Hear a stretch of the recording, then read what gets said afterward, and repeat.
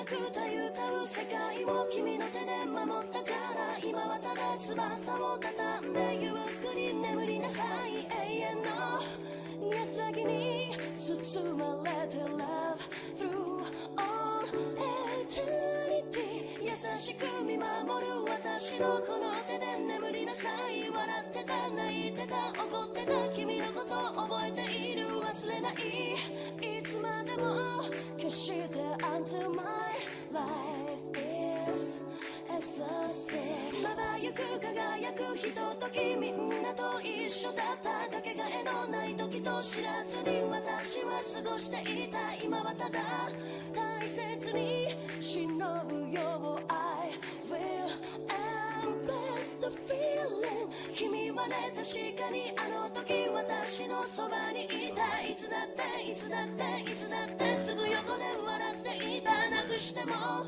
取り戻す君を I will never leave you On a battle then I'll take it to the street where there's no rules take off the gloves rip peace to down gotta prove my skills so get down my lyrical depths to roll battle smack down now gotta shoot to kill and shoot to skill don't you be afraid man's gotta do how it feels 60, 70, 80, 9, 10 I flip the script to make it to the top 10 go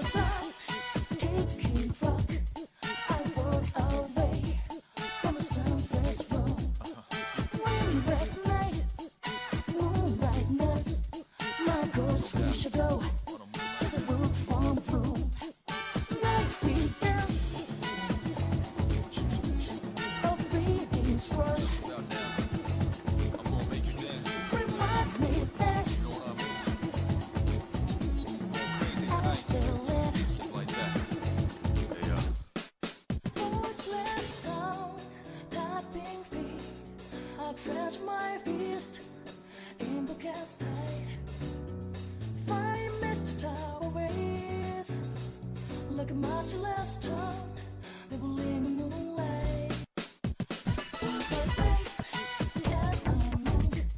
In frozen day I stand guess Shut down for long Last name falls My last red hair Resolving hands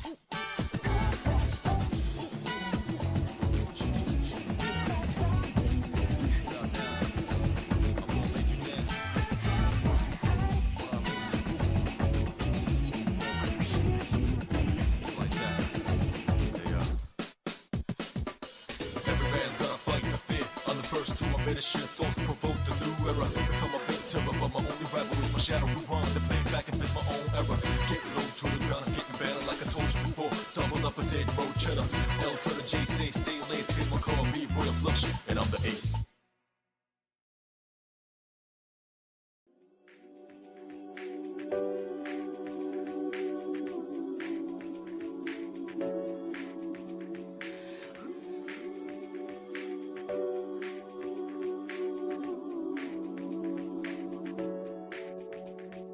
儚く歌う世界を君の手で守ったから今はただ翼を畳んでゆっくり眠りなさい永遠の安らぎに包まれて Love through all eternity 優しく見守る私のこの手で眠りなさい笑ってた泣いてた怒ってた君のこと覚えている忘れないいつまでも決して Until my life is exhausted まばゆく輝くひとときみんなと一緒だったかけがえのない時と知らずに私は過ごしていた今はただ大切に忍ぶよ I will embrace the feeling 君はね確かにあの時私のそばにいたいつだっていつだっていつだってすぐ横で笑っていたなくしても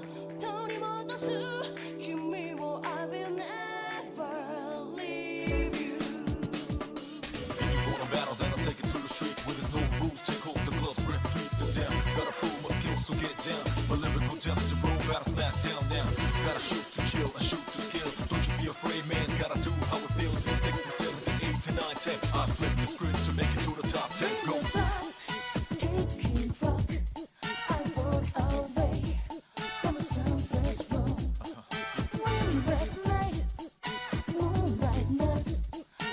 First we should go to the room from room. Life we dance. A reading's word reminds me that I still live. Voiceless sound, tapping feet. I clench my fist in the cat's night. Find Mr. Towers like a merciless tongue, nibbling the moonlight.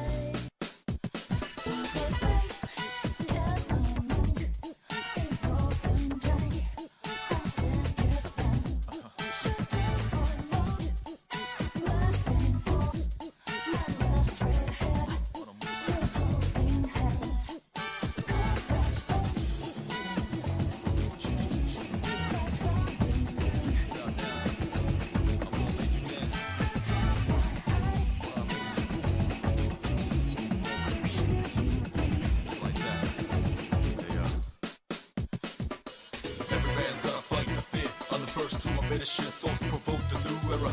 Come up in terror, but my only rival is my shadow. We run the play back and fit my own era. Get low to the ground, it's getting better like I told you before. Double up a dead road cheddar. L to the J, say stay laced. Cause my car me boy a flush, and I'm the ace.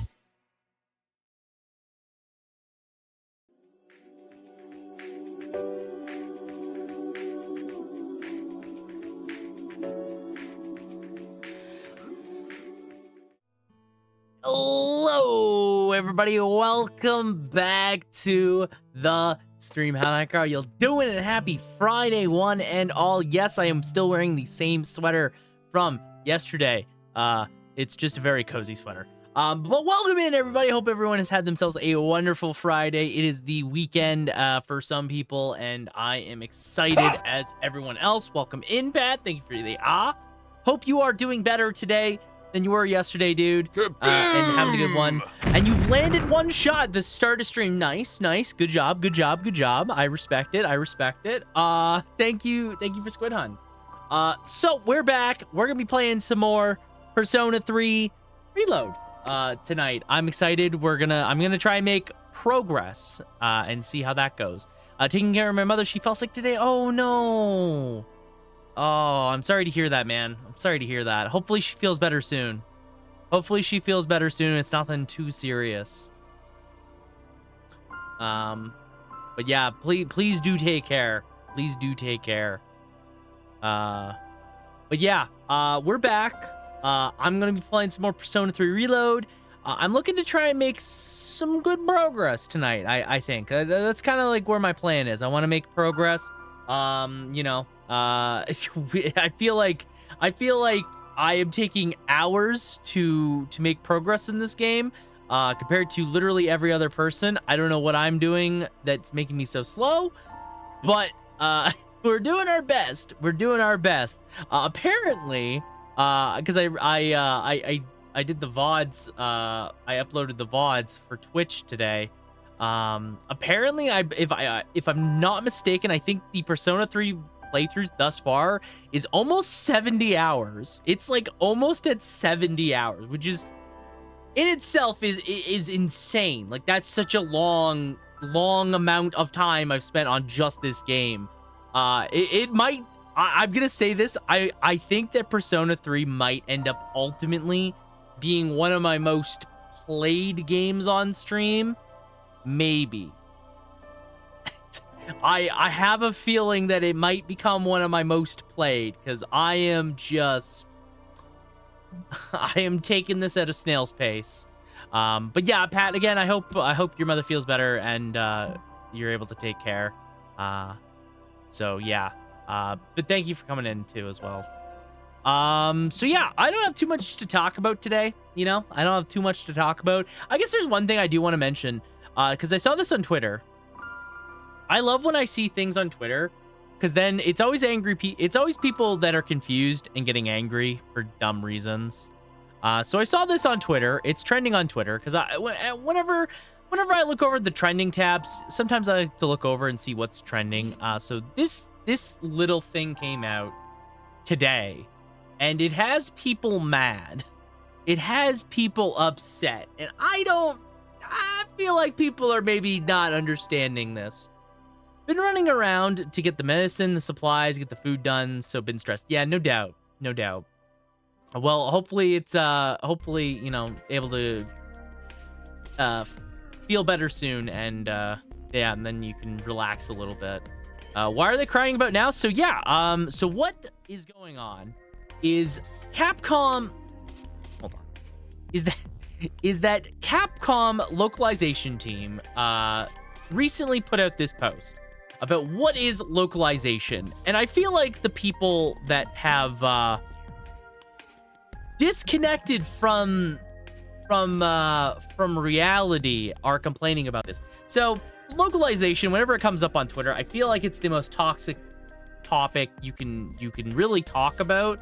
A lot of people, when they see localization, and that, you know, localization teams, when they are not just translating things from a literal sense, they people get annoyed by that and they don't like it, and it's weird. I don't understand why people are suddenly feeling the need to be upset or calling like Capcom calling them woke.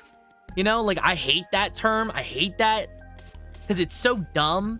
Let them cry. Got bigger fish to fry. Exactly. So yeah, I saw this. People are complaining about this. I feel like people don't understand the importance of localization, of translating text from not just a literal sense, but into something that is coherent for a Western audience, for different audiences in general. This isn't just for English consumption. This is for, you know, every kind of consumption. Yeah. I think a lot of people right now are mostly going in on the cultural sensitivity in characters, and the representation, and maybe even the humor and wit. I feel like these are the three main topics people are complaining about. You know, I will say, I think it's dumb that people are complaining about this because, you know, some things kinda do need to be changed for a different audience, you know? Like, not everything should be translated directly sometimes, especially if it is offensive. Because there is a lot of things that can be offensive to a lot of different people.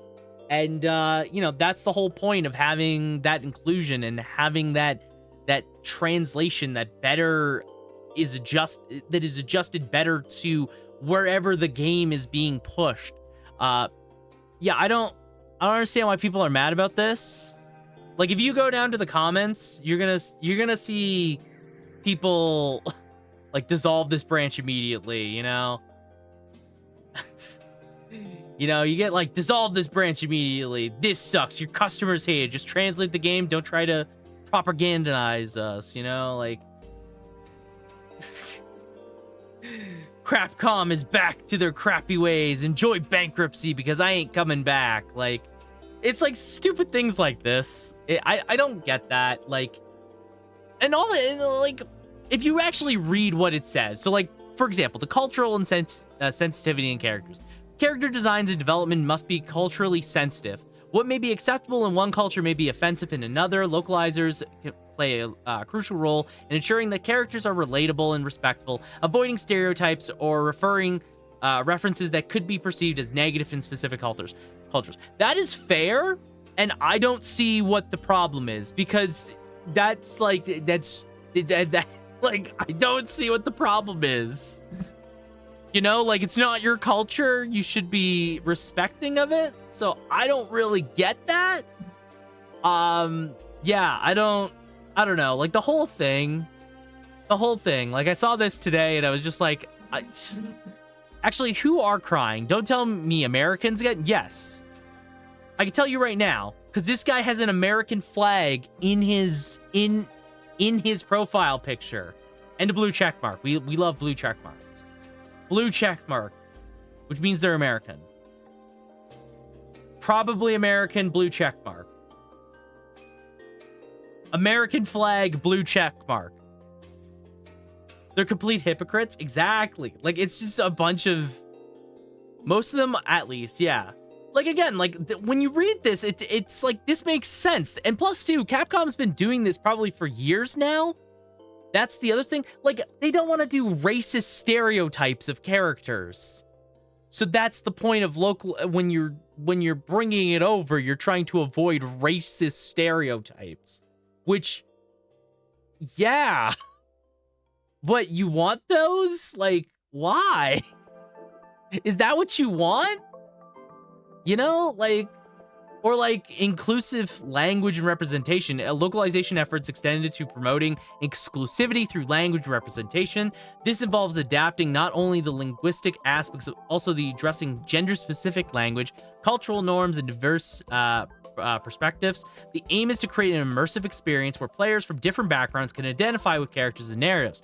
This can be challenging for certain languages due to grammar. Again, what's the problem? You know? What's the problem? Because I've met nice people who are Americans, but they know that about 80% of American society composed of fuck up. And like, it's always, the thing is, they're always vocal voices, they're always toxic, and they just, it's the most anti-progressive thing. Like, you know, like, everyone else in the world is trying to go one step forward, and this group, and this happens even in Canada. Like, I see this in Canada as well. You know, I've seen racist assholes here, you know? Like, it's everywhere. They're always the loudest, they're always the most obnoxious, and when everyone else is trying to go one step forward, they're trying to bring us one step back, and it just means we go nowhere, and it's stupid. Remember the case with Kobayashi Dragon Maid? Actually, I don't think I did. They just love to force in and be like the self-righteous heroes that the world needs, and increasing the rift of stupid problems to a whole new degree. Exactly. No, exactly. Like, that's, they think they're defending they're defending their rights. They're defending everybody. You know, it's, you know, for the fact that it's probably like a tiny percentage of people that this stuff affects and is good for them. You know, like the fact that we're not doing racist stereotypes, the fact that we're being inclusive with gender, and just all those various layers and degrees of things. It's like, this is a small percentage, and these people are just like, no, they're overtaking the populace. We can't have that. It's like, no, what are you talking? Like, I hate that. I see it all the time. There was another thing that came up not long ago that reminded me of this. So I made this post on Twitter as well. So fun fact, I learned that apparently a large portion of vocal Guilty Gear players are transphobic. They're just straight up transphobic. Welcome in, Lyson. How you doing? Happy Friday. I'm talking about the Capcom made this post on Twitter from the Capcom localization team, and I was just talking about it. Everybody walked in at the time I was talking about. Great timing, everybody. Great timing, everybody. We're talking about inclusivity and diversity in our games. Oh my god. Garbage inefficient. Welcome in, Volder. Welcome in, Lycynthia. Hope you're both having yourself a great old Friday. Welcome back in. Right, yeah, so I'm just linking this back to the... This is Volder. So I'm linking back to this Bridget drama. So someone made this post, you know, replying to a thread like, what's, you know, name a fictional character that's hate is forced, you know? Someone made a post about Bridget's like, yeah, she's overrated and annoying to fight, but some of y'all act like she committed some sort of crime, you know? And then you make the mistake of being on Twitter for one day and you just scroll down slightly, and the amount of people that are like, you know, there's a lot. I think they might have been pushed away. You know, a lot of people are like, his, you know, like, oh my god, I hate this. Bridget is a guy. Like, no. And so I made a post about, I made a post. Transphobic on Twitter. Yeah, it's Guilty Gear players being transphobic. Shocking. So I made a post. I just said, you know, Bridget's a woman. Story says so, the creator says so, so that's how it is. If you don't like it, that's that, right? I just don't get why it's people trying to like they're waving their flag like we are the champions of not being woke in video games. It's like, what are you doing? You're just wasting your own time about a pointless issue and causing bullshit. Like, why are you, what are you going for here? What battle are you trying to win? Because you're trying to do something in your head. And I just don't get that. I just can't get behind that mindset. I can't understand it because to me, it's stupid. And so, yeah, I was talking about, before that, I was talking about how Capcom localization team was talking about how they've done localization and how they gonna go about it. You know, they were talking about how it's not just translating material. It's about adjusting that material so that way it makes sense in a new cultural aspect.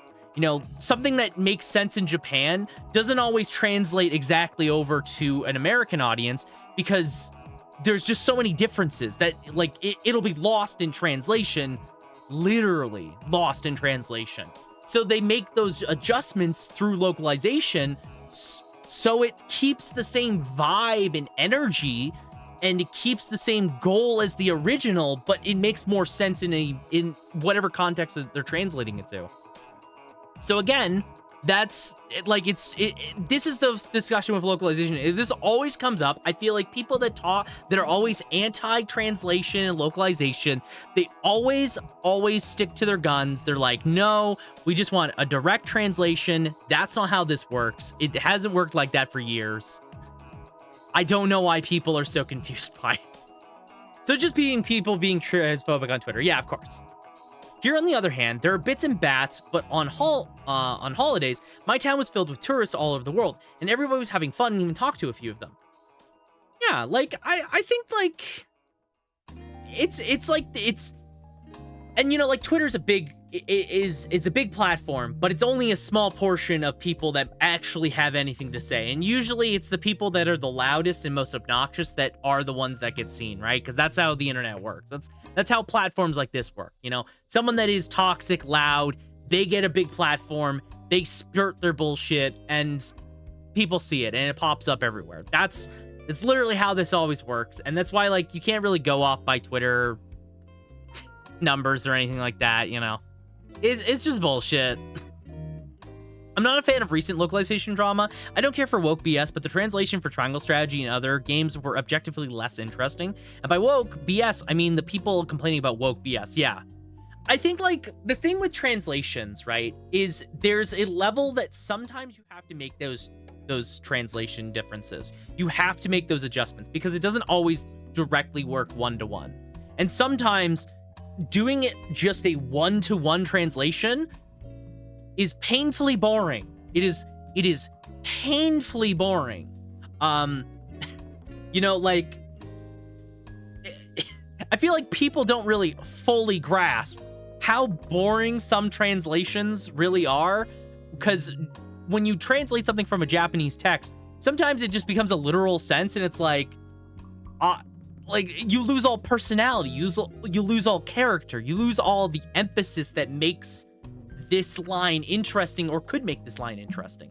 Sometimes it goes to an extreme and it is too much. You know, Triangle Strategy, I have not played it, I can't comment on it, but maybe it is too much and it's a little over the top. But even if you take it from that literal sense, sometimes the metaphors don't make sense. If they try and make metaphors, or they try and make you know, jokes that are made in like a Japanese context with things like the language and how it is worded, stuff like that doesn't really translate over well, and you have to kind of make those adjustments in the first place. But yeah, I don't know. It's just like, every time I see this conversation come up, I just saw this now. I saw this like an hour ago, and it's just like, why are we doing this again? We do this every time some form of localization stuff comes up. It's always brought up. It's always awful, and it's always just full of people being like, my culture, they're going woke. Oh no. It's like that. It's like that level of irritating. And we don't care about the BS that American hyper focuses on, and they aren't really helping. They're making everything worse because extreme bullying for foreigners and exiles still happen all over the states. Yeah, exactly. Like, like I said earlier, it's like every time we try and go one step forward in forms of being progressive and being inclusive and trying to make, you know, things a better place. Like there's this large group, not just in America, it's everywhere. It's literally everywhere. You know, I see it in Canada even. We go once that group tries dragging us one step back and we make almost no progress, or it's snail pace. I like this triangle strategy. One character, Julio, goes through a monologue of whether or not corruption of government bodies is an inevitable fate, and whether he should succumb to that now or later. Where in our version, he gets bribed and says, "You, no, fuck you," and leaves. I'm even mixing up some characters, but it's been a second, and you get the idea. Yeah, I think like there's extremes, right? Like you said, like that example, that's probably an extreme. I think the most important thing with good localization and good translation, it is about capturing the idea of the original scene and taking and bringing it over to a new audience with adjustments that make sense. The discussion of localization came up a lot with Unicorn Overlord, because that had a lot of adjustments to its dialogue from the original Japanese, right? Like they made a lot of adjustments. There was things like metaphors were changed and stuff like that. The way they change things over makes sense in an English context, and they're made for that made for this audience. But people are like, well, no, it should just be the original translation. And the original translation is like reading like a legal document. It's boring. It's bland. It has no character to it. And that's kind of the point, right? Like sometimes original just a literal translation doesn't capture the same idea, the same feeling that might be conveyed in that original Japanese text. But because this is exactly how the literal translation of it works, it doesn't always translate over super well, you know? Yeah, my roommate showed me some of the differences and he liked them. I thought they were so-so. And I think that part of it comes from, depending on who you ask, that might be different between some people, right? I like some of the Unicorn Overlord stuff, you know? Like there was one translation, one translation was, you know, I'll wait for this person, and instead of just being like, I'll just be waiting for this it was like, I'll keep waiting for this person, they'll be here by tomorrow, they'll definitely come. The English makes a metaphor instead about how they will come like the sun, the rising sun, because the sun always rises, you know, or they'll come like this, like the sun, because the sun always rises and it's guaranteed, you know? Like it's a metaphor that makes sense in an English context, and it works in that sense, and it gets the same idea across. It's a little bit more fancy, a little bit more, you know, fantasy-esque, and a little bit more fun, you know? I think that's the important thing. That doesn't really work. Always. Obviously. I'm always going to rather have as close to the original translation as possible, and I'll figure out the localization myself. I mean, that's fair. That's fair. I think, like, again, I think there's extremes, and like, when they go really extreme and they lose the essence of the original, that's when it's a bad translation and a bad localization. When they keep to the original, they capture the same feel, the same vibe, the same energy as that, and they take it from that original text to the new text to what we get. I think that's a good localization. One game that does this really well is Fire Emblem Sacred Shadows of Valentia. Shadows of Valentia has a ton of translation stuff like that, where they change lines to be a bit more fantasy and they use more metaphors and stuff like that. And those lines are so good, and the dialogue is really, really engaging, and it captures the characters really well. The literal translation is still fine. Like, it's fine, but I feel like it loses a lot of the essence of it, you know? When I was a kid, translations really, really bothered me. I always wondered what Japanese kids saw when they beat Final Fantasy IX, for example. I mean, that's fair. That's fair. especially back then, because translations were a lot worse back then. I feel like people, this is the worst part about the localization translation discussion. I feel like people don't understand how bad they used to be. You know, like, I feel like people don't truly comprehend how good we have it in comparison to back, like, in the 90s. Because, like, there was some dog shit translations being done. Like, dog shit translations. So, I don't really understand the whole conversation that's keeps coming up. It keeps replaying every couple months. Every couple months, a new game comes out, and there's a translation thing, and people are like, why are they doing this? Why is it not a literal translation? It's like, bad translations are memes we see from back then. That's exactly my point. Like, they were memes back then because they were just bad. I played Legends of Dragoon last year. That game translation is awful. Yeah, exactly. Like, I feel like people just forget how bad it used to be. Because they were just like, they didn't care to the same degree they care now. Just the wording and symbolism, you know? And yeah, translation sucks so much cock back then. They really do. The Nier games are good examples of translation. Nier is pretty good. Nier is good as well. Again, I think this depends. It's always a case by case. I think, like, kind of going back to this, you know, everything here that the Capcom listed, and when you look at this, the big things that people raging on Twitter, they were raging about cultural sensitivity in characters, you know, inclusive language and representation. You know, people are looking at this stuff and they're like, oh, how could Capcom do this? Capcom's going woke. No. It's like, no. Capcom's been doing this probably for years. This is just what they've always probably been. They've been doing this for probably years, and you just never knew it because they never talked about it. I really need to play Nier. Same here, Voltron. You are not alone, Voltron. I also really need to play Nier. I have the first Nier game, right? I think I do. I'm pretty sure I do. Nier for 360 is great. I don't have the original Nier. I have Nier Automata. I have Nier Automata Pia. And I don't have the other Nier game. Some companies are more consistent in mistranslation than others. Yeah. I don't even understand the woke thing because nothing really woke is being added as far as I know to games like Unicorn. It's because people see like the thing is, when we talk about things like this, you know, like reading this excerpt. So this is what Capcom says they do with cultural sensitivity in characters. Character design and development must be culturally sensitive. Fair. What may be acceptable in one culture may be offensive in another. Localizers play a crucial role in ensuring that characters are relatable and respectful, avoiding stereotypes or other references that could be perceived as negative in specific cultures.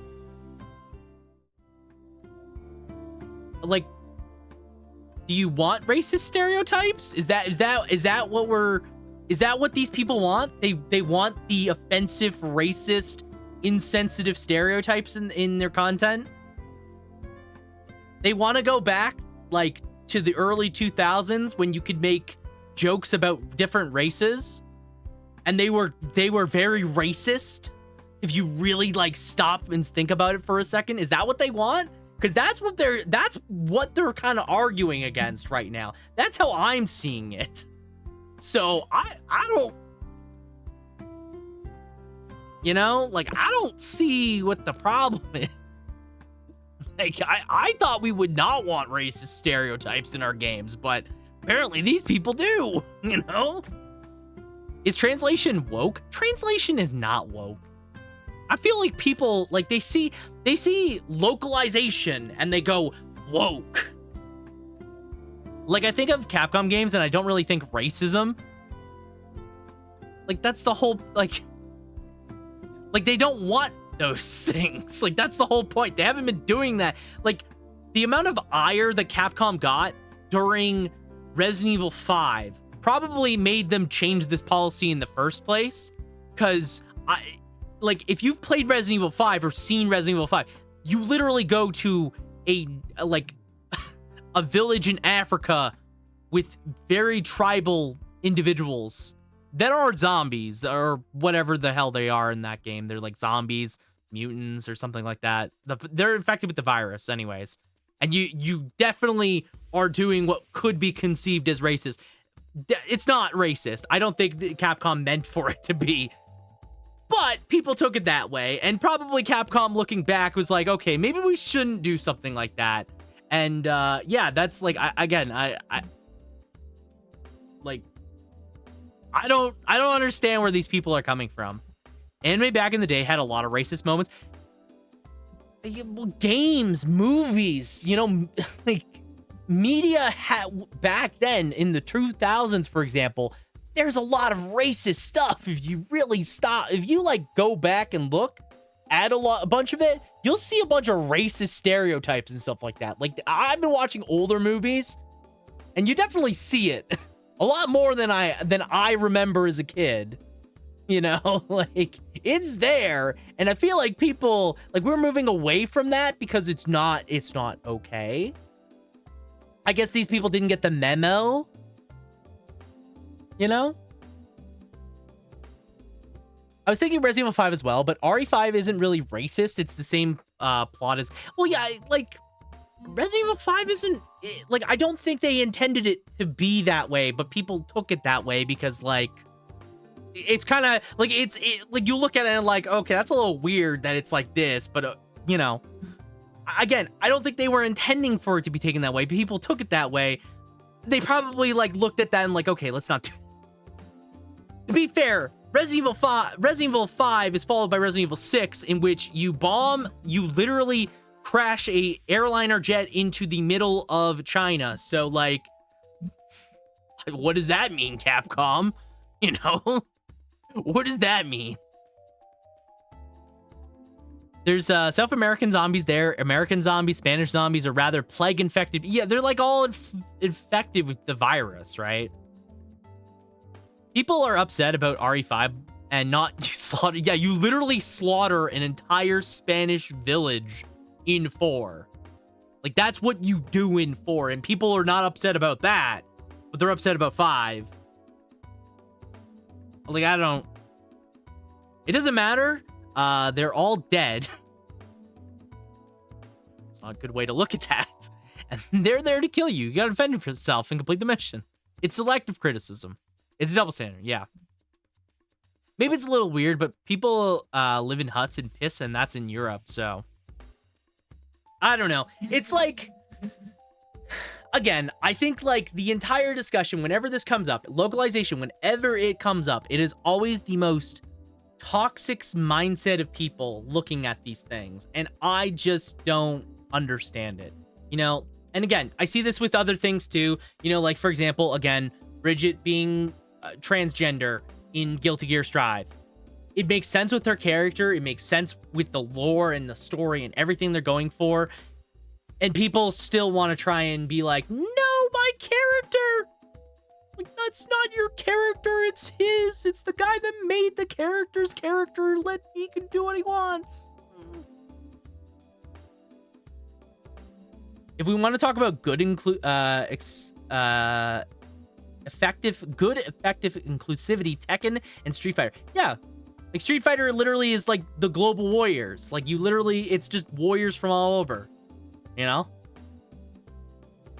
Tekken's the same way. You get fighters from all over the world.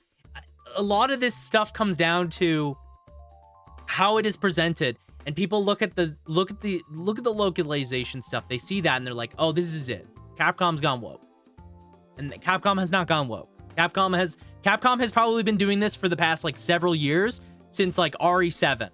I want to say. Probably since RE7, Capcom has probably had this very same policy in all of their games. Past and modern releases. I don't see how this changes anything. And I think people really trying to dig into it and focus on it. Like, it's a big issue. It's like a new big issue. Like, oh my God, I can't believe this. I think they need to take a step back and touch grass. They need to go outside They need to find a patch of grass on the ground and they need to just touch it for a while, you know? I think that would be really good for their mental health. You know, maybe uninstall Twitter from your phones. Just stay off of it for a while and realize that the world is a lot bigger than your little cellular device that you scroll on Twitter and doom post on and keep commenting that, you know, everything's woke now, you know? That's just my opinion. You can quote me on that. I don't I'm white, so ultimately, I'm not the best judge, but I always thought Bleach was a really good anime for battling stereotypes, at least with their people of color. Kubo has some really cool... He makes some really cool people of color designs. Like, the fact that you have some main characters that are people of color is really cool. And it's one of the cooler things about... And you know what? Like, I think, like, Naruto eventually does that with, like, Killer Bee. But Killer Bee, I mean... I don't know enough about Naruto, but like, I know that's one. But yeah, I think there's. Oh yeah, specifically back in the day, double so for Japan. Double so for Japan, yeah. It's also important to make note. Japan is like a very different culture, and I feel like people when they look at these things, they look at it from their mindset. And not in a Japanese-oriented mindset. It's like when you talk about stuff like I know this discussion comes up. I'll mention it. Like Persona 4 has some pretty toxic discussions surrounding two characters. You know, Persona 4 has some really toxic discussions surrounding two characters and another that is just a dick. And why is he in the friend group? Get that man out. But like, people look at it from their mindset and they see, you know, for example, Nato, you know, she is a female focusing mostly on how Japan has a very male-oriented society, workforce society, and how she basically is confronting that and kind of denying the fact that she is a woman and pretending to be a male because she can't really get the same level of respect. It's more of a commentary on that. And, you know, when you look at it like that and you look at it from the Japanese perspective, you're like, okay, that makes sense. People look at it from the perspective of, oh, she's more of a transgender allegory. And I could see people seeing that, and that's okay. And I you know, people can see that, and that's a perfectly valid viewpoint to have, because it does have a lot of parallels. However, as well, I think when you look at it from the Japanese mindset of what they're probably intending, you can kind of see that. Same with like kanji, you know, like it's very, the way kanji is depicted in Persona 4, it's more so about it's being okay with, you know, more traditionally feminine traits, you know, liking cute things, you know, sewing and stuff like that. You know, that's more what his story is about. And it's about, you know, being okay with that part and not giving into that. People see it as more that he's gay. And again, you can see it like that. I don't think that's what they're intending. But again, like, it's the different perspectives of different cultures, different people looking at it. And I think people miss out on some of that stuff. Or they get so wrapped up in their perspective of things that they don't see always where other things go. And that's how you get the anti side of things, where people get really toxic about it. And that's its whole other thing. I'm unfamiliar with Persona 4, but I've heard a lot of those things. Yeah, like it's probably the biggest conversation piece when it comes to Persona 4. Like if you want to jump into really just bad conversations about Persona 4, that's where you start. That's where you start all the time, because those are the worst ones. They always come up. They come up every couple months. Just like a lot of drama and bullshit. They come up every couple months. That's my perspective, in case anyone is ever curious about it. I think it's okay to look at them like that, but I think what the intended goal is more that they're trying to look at toxic Japanese culture bias and kind of look against that. Okay, thank you for Squid Hunt, by the way. I think we're good to play some Persona 3 Reload. I understand people that can see it like that, but like Bridget, they are not seeing it as it's written. They're literally ignoring as it's written. And they're seeing, the thing is, they're ignoring, like, they look at Strive. They look at the writing of Strive. They look at Strive and all of its context. You know, it makes retcons here and there, but the creator made those changes. And that's okay. You know, the series is very old. Guilty Gear is a very old series. Like, the first Guilty Gear game came out, the very first Guilty Gear game came out in 1998. The series is over 20 years old, guys. The series is over 20 years old. I think it's time we just accept that the creator is doing things with his series and maybe is changing things because it's very old.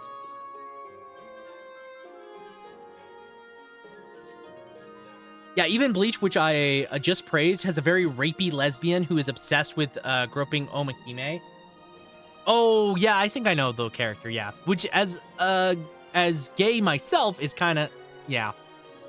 No, exactly. Like, for every good thing, there's also bad things sometimes. And that's, again, that's kind of the point of having these sensitivity localizations and things like that. It's to avoid things like that, to correct things like that, because, you know, they see it in one context, it's wrong. In the other, it's maybe just seen as more of a joke, you know? It's still wrong, and this is not incorrect, this thought about it being wrong, but to Japan and wherever else the media is coming from, it's not seen as severe, you know? Like, this is right to them, but this is right to us. And they don't really, you know, they don't really mesh, you know? Like, that's the point of localization. It's about taking, like, one ball and the other ball and trying to make them find some sort of middle ground. Culture shock, basically. Yeah. Yeah, like, it's... Again, I just think it's weird. People are very weird about stuff like that, and I don't really get it. But yeah, like, with the Bridget thing, like, I don't... People are acting like their life is ruined because Daisuke, the person that made the person that has led Guilty Gear over 20 years now, has come to the conclusion that his character is transgender, and it makes sense with their character story. I mean, in all contexts. And people are also using the wrong term. They're being like, oh yeah, well, she was groomed, and it's like, what the fuck are you on? It doesn't make any sense. Like, people are just throwing words out there that they don't understand things. Japan, you can give credit to for being ahead of tech and behind on society. Japan has a very big problem with society. They have a lot of societal problems, and I feel like people that don't live in Japan don't know these things, don't know people from Japan. Like, they don't know that, right? Like, and it comes through in a lot of media, because there's a lot of media that commentates on that. A really good example, modern example, is Persona 5. Sai Nijima literally is a commentary on the toxic work culture of being a woman in a higher position. It is literally a commentary on an actual Japanese societal issue. And I feel like people don't really register that because it's not really as much. It's still an issue here. Don't get me wrong. It's still an issue in, like, America and stuff like that. But again, like, in Japan, it's a bigger difference. Have a Grandma Wee? Time to go to prison for 9 months before you see a judge. Yeah. Like, look at certain crimes, like fucking the big P crime. You know, the big P crime. You see a lot of people that are charged with that. They get, like, nothing. They get like barely anything. Like, that's bad. That's Japan, man. It's a huge problem. The fact that I can name multiple like manga creators Like, in the back of my mind, I know multiple manga creators that have been charged with that crime. And they didn't, like, they're probably out, a lot of them. Insane. Insane to me. And, like, it's not like a little, it's not like they did, like, you know, peed in a public park or something. Like, like, the bad, like, real bad.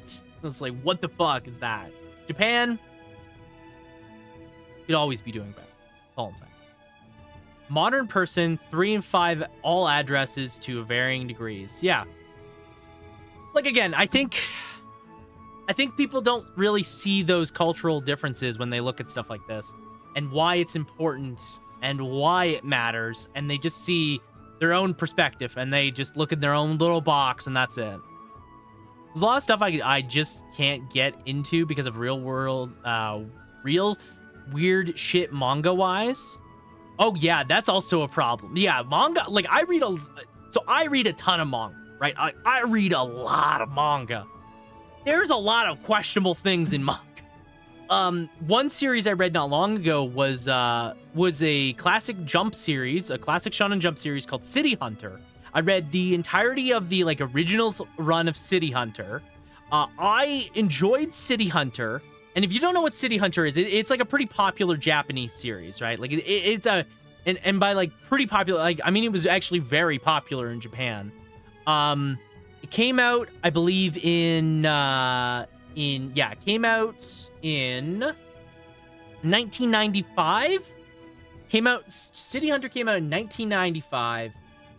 This series is full of so much like pervy shit. You know, like how Dragon Ball has Roshi? Not like how Master Roshi's really pervy. Imagine Master Roshi was the main character. That's the main character of City Hunter. And he does it in every single arc. And it is painful. Also, it's with girls that are not of age. Like, there's like at least one. There's at least one where she's not of age. And it's so fucking weird to read. It's like, and it's not like, it's like the main character's like, oh, this is weird and wrong. But then he also keeps falling back into his typical character trait. It's like, what the fuck am I reading? One of my favorites is Gantz towards the end when a dude saves one of the main chicks and she's like, why? And he just replies, I'm a P. And she replies, I'm 16. To which he agrees is good enough, like a smack in the face. Oh, Gantz. Yeah, Gantz has a lot of weird fucking shit. You could talk about a lot of weird shit with Gantz. I mean, Gantz is also the one that has the very infamous out of fucking nowhere scene of the glock glock boom boom boom and the if you know, you know, but I'm not saying any more than that because I should not.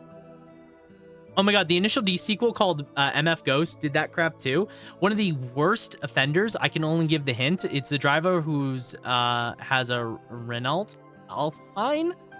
Interesting. I love that scene because it puts on makeup and he changes the structure of his face. Like what? Also, he puts on makeup and you like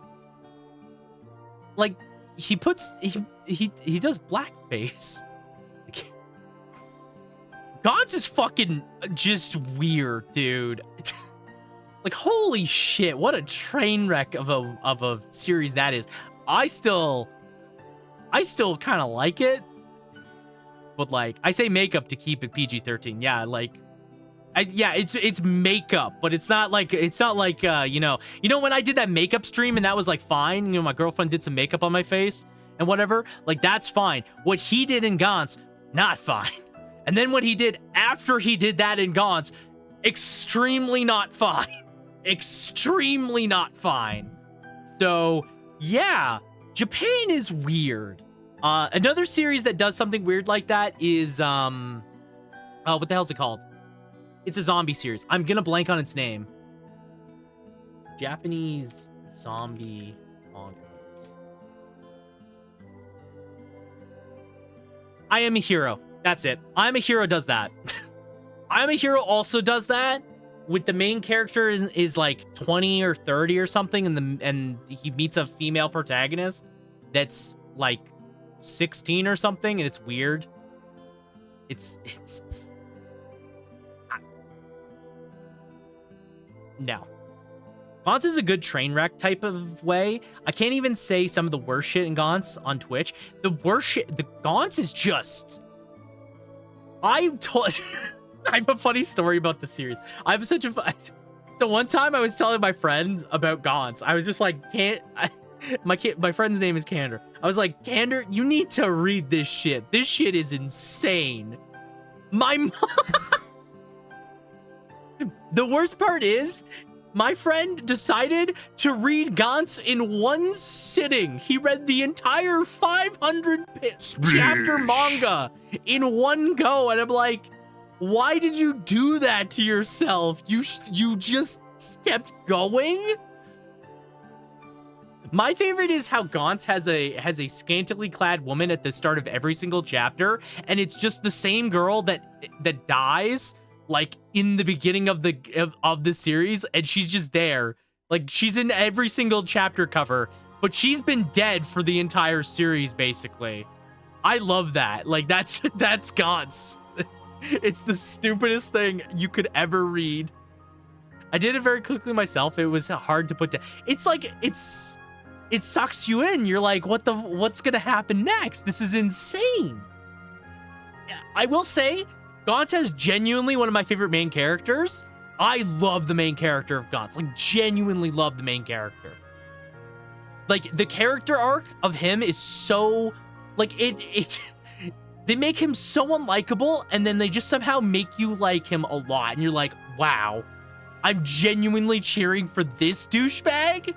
And he ends up being, like, one of the best main characters. That author has some weird... He writes weird shit. No, yes, he is actually an amazing MC. I inspire to write characters that develop as much as he does. Right? Like, his development is so good. They somehow make this character the most unlikable thing in the universe. He is as shitty protagonist material as they get, and they stretch out that character so well. Like what a weird series, but a good series, you know? I love reading manga like that. It's always awesome when you like read something weird and then it just clicks. That reminds me of another weird manga series I read. This is the worst thing I've ever read in my life. Okay. The worst manga series I have ever read, and you might have seen people talking about this a while back, like a couple years ago, when it like got its anime, people were talking about it. The worst series I ever read, start to finish, I waited for chapters of this series. Somehow made me cry, made me angry, made me upset physically. The fact you could make me like a guy who debates R casually in the beginning is astounding. This is scaring me. So the worst thing I've ever read was Domestic Girlfriends. The premise of Domestic Girlfriend, if you don't know, it's so dumb. It's so dumb. It's like, it's such a weird fucking series. The premise is, I've never heard of this. Okay, premise is, let me paint the plot for you. Boy has crush on teacher. Teacher is here. Is this porn? No, it is not. It is not. I describe it as a soap opera. Oh, good Lord. Domestic Girlfriend. The ending is so frustrating. I have never wanted to just throw my phone across the room as hard as when I read the final chapter. Anyways, premise is, this guy, our protagonist, likes the main character, likes his female teacher. He's not like good with people or whatever. He's kind of a loner. He's kind of just a shy guy. He's also really wants to be a writer. He really likes writing. So he ends up liking his teacher a lot, but he decides he's gonna have sex with this girl. He meets a girl at like a party or something like that. He has sex with her, and then they go their separate ways. You know, it's a one-time thing. And then his dad, the main character's dad, comes home one day and he's like, "Son, I'm getting married. I've met somebody." So his new stepmom comes in with her 2 daughters, and the daughter are the teacher he's in love with and the girl he had sex with, and they're sisters. So now it becomes a fucking thing where the main character wants to have a relationship with the teacher. By the way, don't do that. That's weird. Teachers don't want to have relationships, or they shouldn't, with students. Sidebar. Anyways, the guy then starts asking the sister that he had sex with. Let me reiterate that. He had sex with the sister. Unless you're Persona. Still don't do that in Persona. Stop. Bad. Bad Japanese people fantasizing about teachers. So the sister he had sex with is starting to do wingman, I guess, to help her new stepbrother get with her older sister, who is now his stepsister as well. And that's the plot. And then it becomes a love triangle between these step siblings. And that's the series. I can't really do it any more justice than that. I have genuinely never watched a series that invested me as much as this. The dilemma of dating a minor or being groomed in Persona 5. Oh, Persona. Stop making teachers a dateable option, please. It's weird. Anyways, this is the worst series ever. The ending is legit. I legitimately was so... Let me be an adult. Yes, exactly. Let me be an adult in Persona. That also, I'm tired of being a teenager. So let me paint the picture. I was genuinely hooked to the series. I genuinely loved the main character, and all. I love the trio. I genuinely liked. I didn't like the older sister, and I felt like she was probably got the short end of the stick. And there's a genuinely really good romance relationship in this. Why were you hooked to this? What is its selling point? It's just a very sweet romance. The thing is, the fact that they're step siblings really just does not matter to the plot. I'm gonna be honest with you, that part of the plot literally does not matter. It like comes up in a couple spots and it matters for the end of the series. But besides that, it's just genuinely a sweet romance story that I was super invested in. The art is beautiful. It's really sweet. And then the ending has the worst fucking twist ending I have ever read to a manga in my life. And you know how people really like soap operas? Do they die? Do you guys care if I spoil Domestic Girlfriend? You know what? I don't want to spoil it. I feel like you guys, if you guys want to know the ending, you have to read it.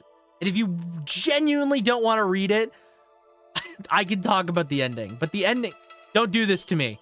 It's actually it's not bad. I think it's only, I don't think the series is that long. How big is how long is the manga? I don't think it's that long. Location.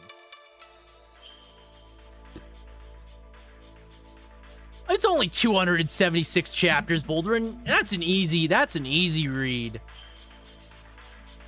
I genuinely, romance is probably my least favorite genre. I will not get around to it. Okay. So let me put this into context. Excuse me, what is this weird shit? What is this shit, One Piece? What, the music? The music we're listening to? I have no idea. Or no, you're talking. Oh, the length. Oh yeah. No, it's not that long.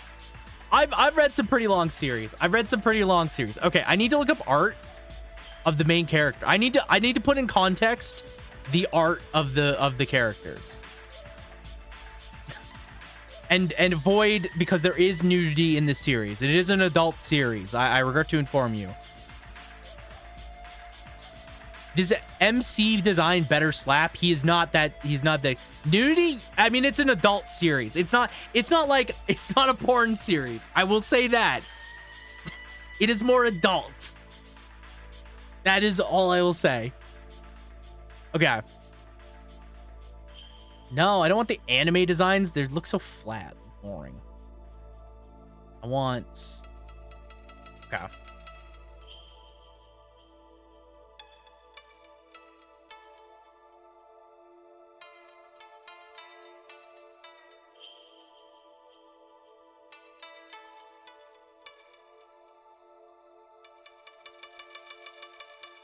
Okay.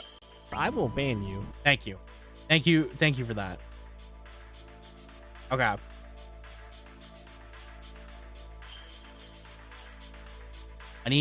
No, there's no calorie. Why that image? There's not even a... This is the worst. I'm upset.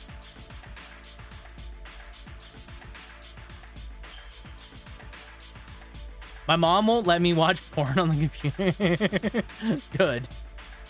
Good. You shouldn't.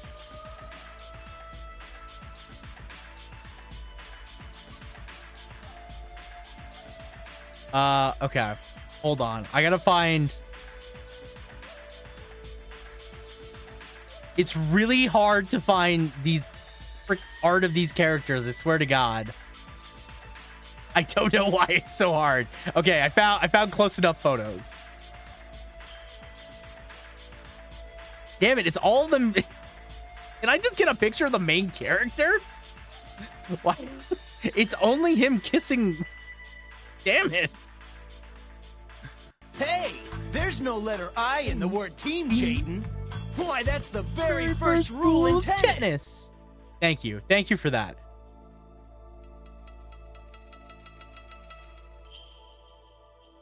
I'm gonna forget my point if I can't find art of the character I'm looking for. How can I not find the main character? This is so annoying.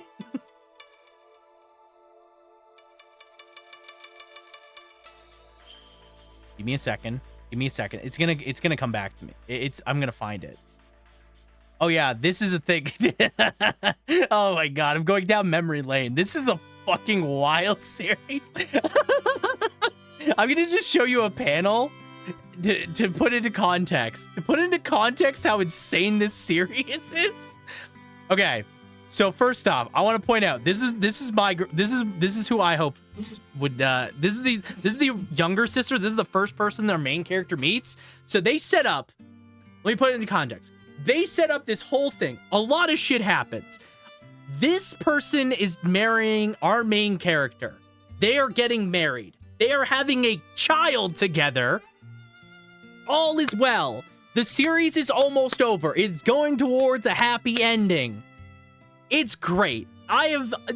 These two have had the most up and down relationship I've seen in a series in a while. It's really sweet. I love it. So this reporter finds out. Let me paint the picture. A reporter finds out that our main character, who is now a famous writer and is making a new book, is marrying his stepsister, and he's gonna make a expose on it. He's going to reveal to the world that, because that's weird, and it will ruin his book career, his new author career. So the older sister steps in and gets that stopped. She single-handedly stops the reporter from publishing that thing, and everything seems okay.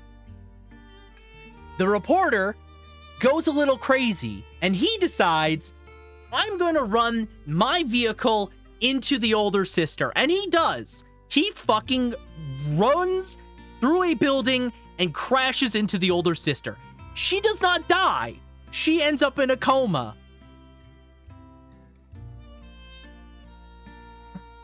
How do you know it was a car? Because there's I can't find a photo of it. But it was a car. So the older sister's in a coma. No one knows if she'll wake up. And our main character is staying by her bedside. It's always a car. It's always a car. He's staying by her bedside.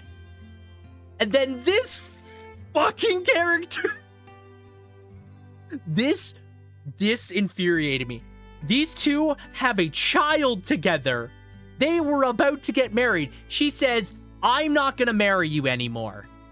I can't be the one for you. It's my older sister that's lying in a fucking bed in a coma.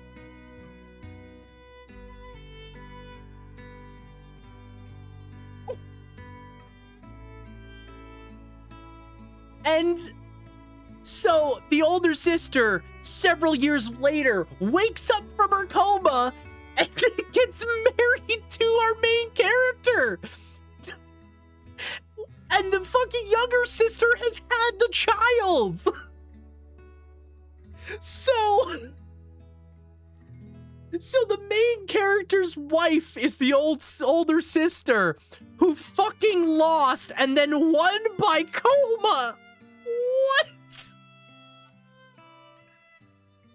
This sounds like a fetish. It's not, but it's infuriating. I was like, what the fuck do you mean? What the fuck do you mean that the main character's new wife won by coma? Imagine your main move is I'm gonna fucking coma myself and that'll get her. That'll save my relationship. So yeah, they get married and happily ever after. That's the end of the story. I was so mad, and everyone agrees that is a shit ending. That is a shit ending. Here's a funny panel. This is when the main character gets stabbed. I just want to point out that the main character got stabbed. This was a real plot line that happens. He has the knife in his gut right now.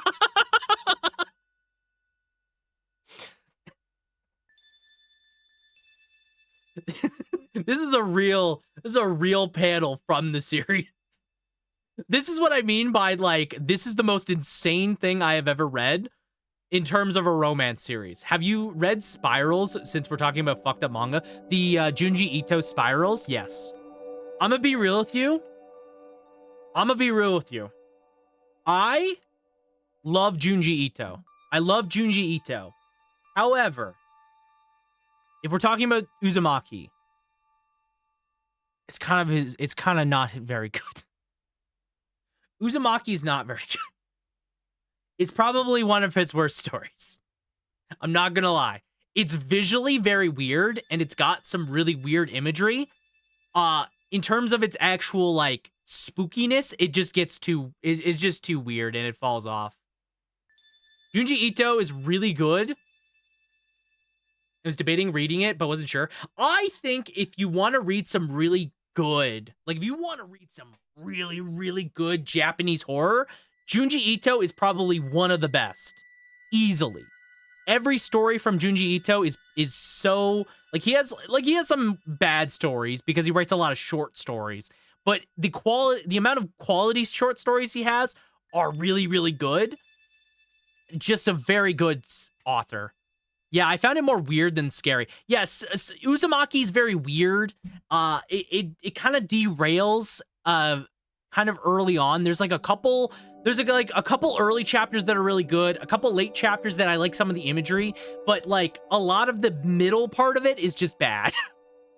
It's just some of his worst work, to be honest. And I've read a lot of Junji Ito. Like, Junji Ito has so many good short stories.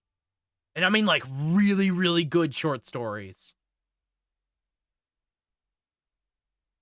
Trying to think of...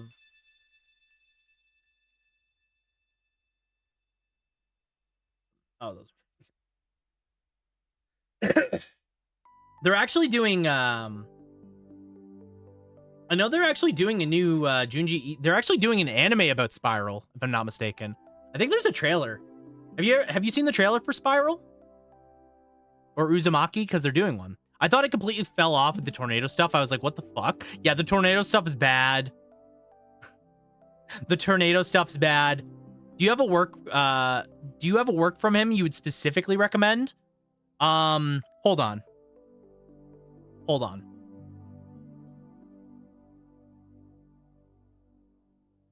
Give me a second here. I will pull out what I really like, because I have a book from Junji Ito that I really like. Of some good short stories. He has a lot of really good ones that I can't think of off the top of my head. I'll probably read it alone in my bunker at work tonight for maximum spooks. Yeah. Okay. So they're doing this new adaptation of Junji Ito's work about Uzumaki. It's gonna be, I think it's on Adult Swim and Toonami. I'm gonna throw this on. You guys can watch it while I go and find the book that I need to find, because I don't remember where the book is. You're gonna have a chair streamer for a minute. You're gonna have a chair streamer, and you guys can watch this, and I'll be right back. I think this looks cool, and I'm very excited about this, because the visual style of this already looks really cool. I love that they're going for it. All right, XQC. Yeah, that's me, XQC, streamer extraordinaire. Be right back. 一緒にこの街を脱出しないか。何それ、駆け落ち？君は何も感じないのか。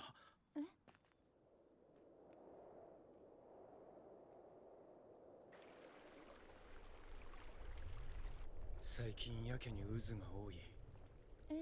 そうね。それに風までもがやけに渦を巻き上がる。親父が変になったのもこの町のせいだと俺は思ってる。親父は最近は会社へも行かず書斎に閉じこもって。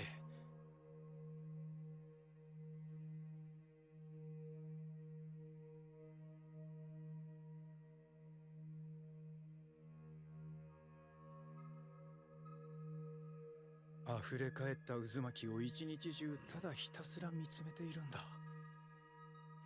そうしている時の親父の目はぐるぐる回っているんだ。左右別々に。All right, I found the book I was looking for. This looks cool though. I'm very excited about this.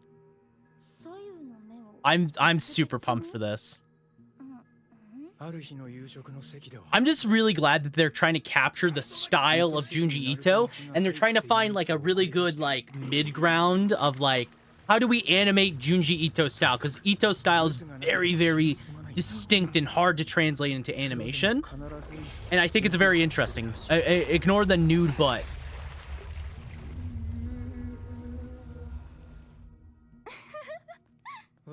I think this looks cool.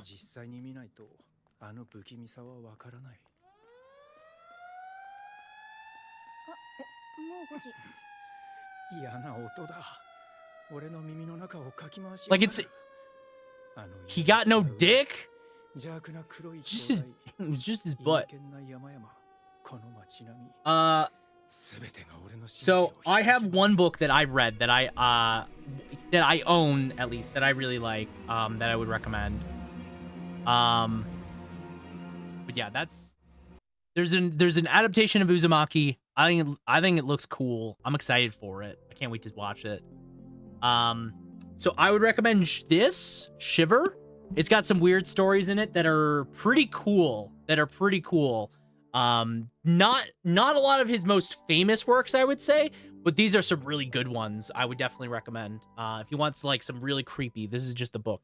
Yeah, that scene of his eyes rotating was raw. It's definitely because they're like actually using Ito's style, which is just great. I love that they're trying to like really showcase his style.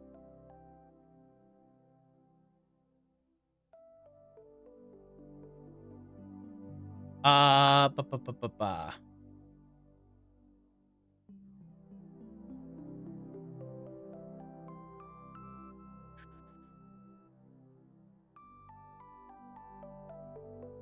Oh, yes. Here's a good one. The Enigma of Origami Falls is really good.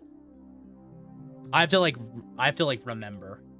This one's really good. If you haven't read this one. Super good. Super good. It's one of his short stories. It's short, but really like it's really get that like creepy vibe going. What else is in here? I'm trying to think.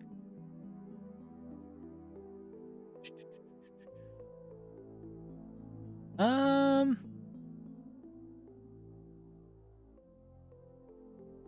think Black Paradox is one of them.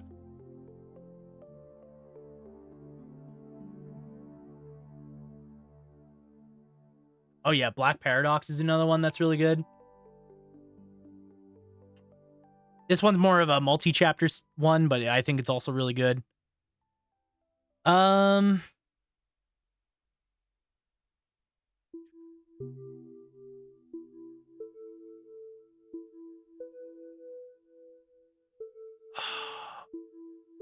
There's probably a couple others. I think if you just actually looked at, if you went and looked at some of his short stories as well, I think there's a lot of really good ones that you could find. He has like a very expansive library in general that you can really pull from for some stuff. So I would definitely give those a look. Those are my recommendations of just Junji Ito stuff. Okay. I'm gonna turn on the game because I'm already on this scene anyways. But yeah, those are some if you want to read some Ito, I think you could go through a lot of his old stories. There's some really good ones that I like as well that I just can't think of the name of them, but I know them, like I know the context of the story. You play in a game? Yeah, right. Right? I'm playing a game and it's not Galarians. How could I? Boulderin, how do you feel about me topping the speedrun charts of Galarians? What's speedrun.com's current world record for Galarians? I feel like I can beat that.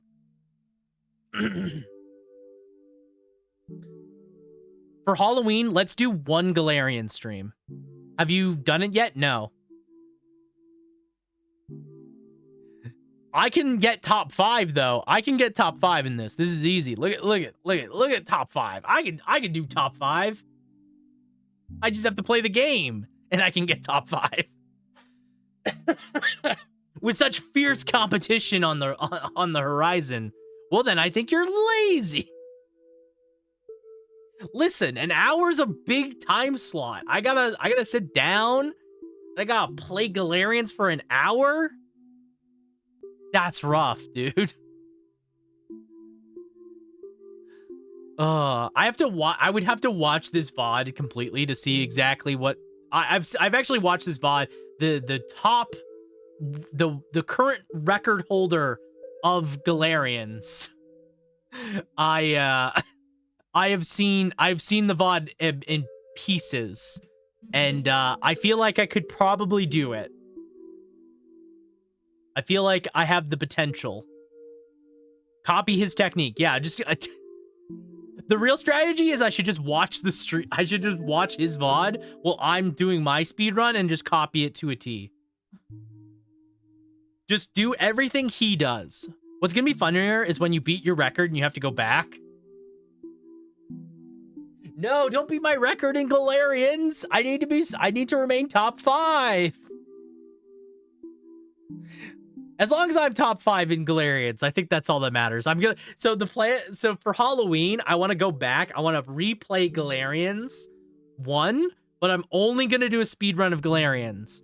Now, what if I do a cosplay of Rion? You guys think I could do a cosplay of Rion? Do you think you haven't played Galarians 2 yet? No, I haven't played Galarians Ash. I have not played Galarians Ash. That's for the PS2. Yes, what the hell? What does Rion look like again? I don't even remember. I like blocked Rion out of my mind. Rion. Okay, I looked up Rion and I got a bunch of Japanese, female Japanese people. So that's not, that's not helpful.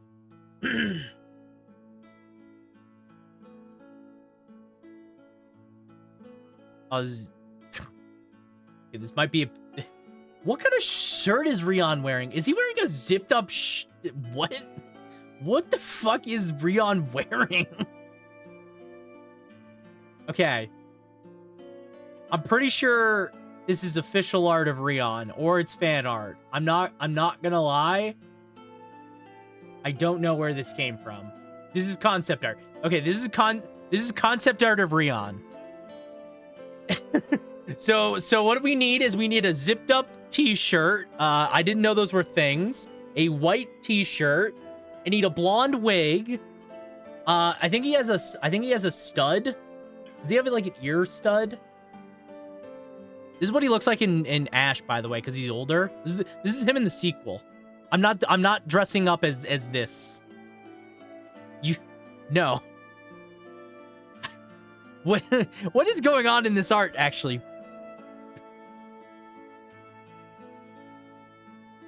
When I stream, I want to wear cosplays of characters from the games I play. Like when I play Phoenix Wright, I would dress up as Edgeworth. That would be great. That sounds awesome. You already. I mean, I need like this style of hair. I don't have that hair. My hair is not the same as Rion's. Like I have a part that is very much dedicated to my head, and I'm not like the same color of blonde. He's very blonde, you know? Very yellow blonde. Oh look, it's dead Rion, my favorite Rion. So we need a belt that does nothing. Right? We need a belt that does nothing. Can I just like get Rion?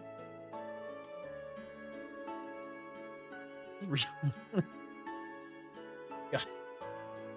Sarah could definitely help you do your hair. True.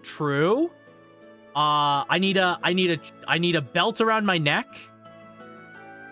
I need a choker that's a belt. I need a belt choker. I need a belt that has a pouch. Actually, does he have a pouch? Wait, hold on. Does Rion have a pouch? What does Rion look like?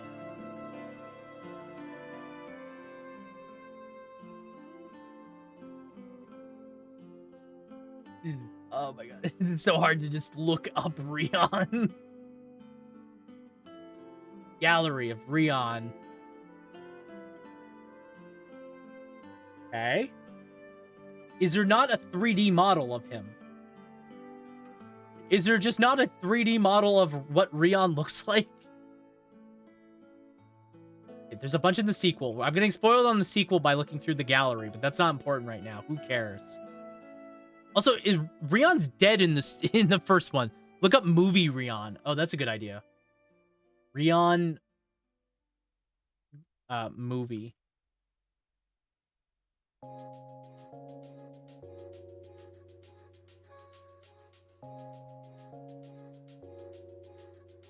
Okay, he has a pouch. Okay, so he has a pouch. So he has a belt pouch. My word, you're gonna look goth as fuck. Yes. So okay, yeah. So he has a pouch. He has a belt that's a pouch. He has a short t-shirt that has a zipper. This is a zipper. And then he has a long sleeve black shirt, pancake cane. And then he has these dumb red shorts, the boots. Oh my god, yeah, what the fuck's going on with his boots? Does he have a strap? What is his boot? How do you even... What? I don't even know how I would find boots like that. I guess make them. Doesn't Rion have, doesn't he have an earring? Yes, he does. Okay, does he have 2 earrings or 1 earring? It's really hard to find what Rion looks like. There's so many good photos of Rion, it's really hard to define. Okay, so he has one singular earring, so I can get a fake earring. You got no work boots? I have work boots, but not like this. I don't think anyone has work boots like this. America. Can you really blame him? He's been stuck in a lab for years. No time to change clothing. I mean, fair, but Laura Croft? He's got like cowboy boots, more so than anything. Not really cowboy, but it's got like the same vibe.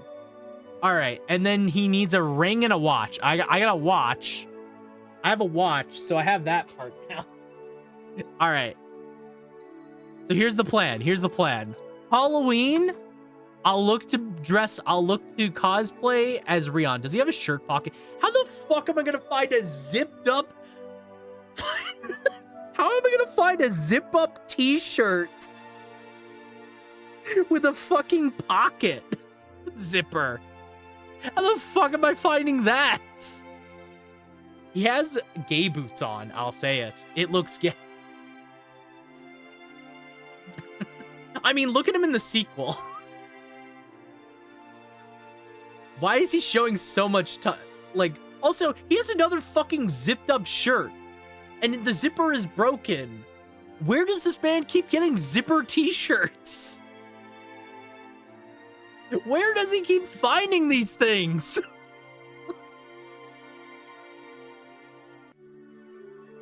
Rightly so. She's gotten the artifacts with her own efforts and her team. Yeah. Oh my god. Laura Croft versus Rion, though? Why would you put the guy that literally, the first game, the first thing we did is light several people on fire? What is she gonna do? Dodge his psychic kinetic power? She's got it.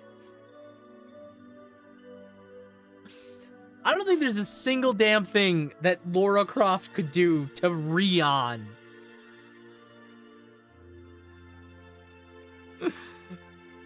He literally has gravity powers at the end of the game. Backflip. Yes, he backflips, and then he goes gravity power slam. Anyways, when I revisit Galarians, because we'll speedrun Galarians, because I can do that. We'll speedrun Galarians.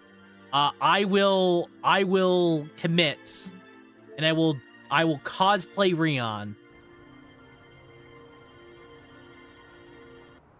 I will cosplay as Rion himself.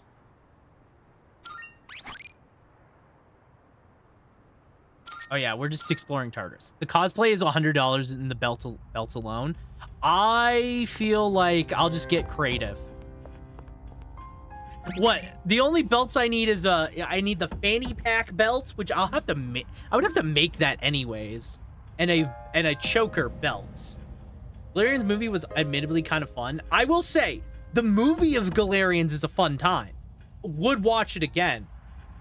Honestly, it's not bad. To be honest, if there was like a Blu-ray cut of that movie, I would buy it in a heartbeat, to be honest. Just tie a regular belt around your neck and have it stick off screen. No. I know someone that wears chokers. I can ask their professional opinion on chokers.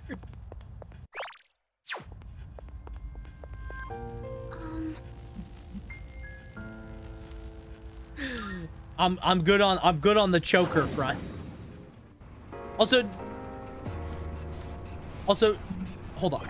Belts, say that to Lulu from Final Fantasy X. Yeah.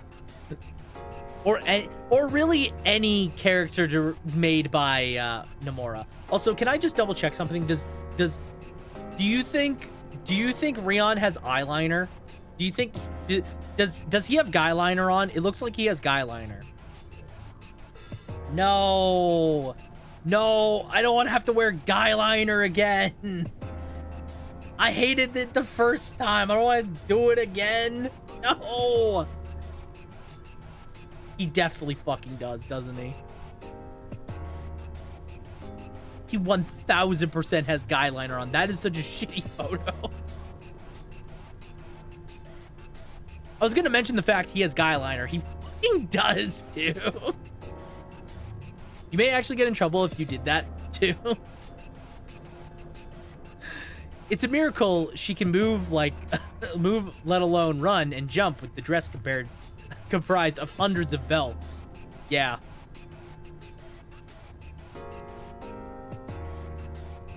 I'm sorry, did somebody do a personality type of Rion? Hold up.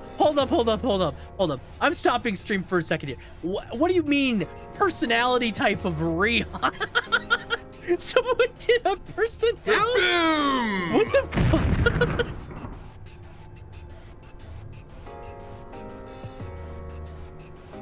What? Who's doing that? This is his personality type. Here you go. He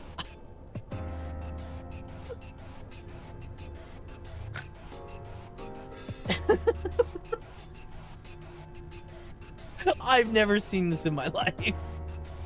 I love the internet. I love the internet. Only the internet could look at Galarians and go, I wonder what personality type Rion has. I wonder what personality traits Rion from Galarians has. Oh, hello. 100th floor. Mind-boggling number, but the end's not even in sight. Well, there's no hurry, so let's keep a steady pace.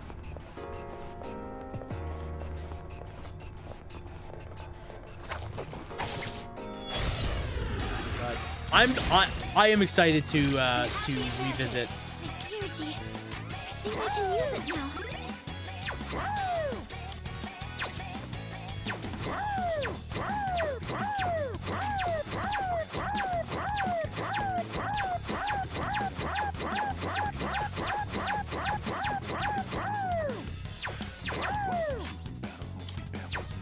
Oh yeah.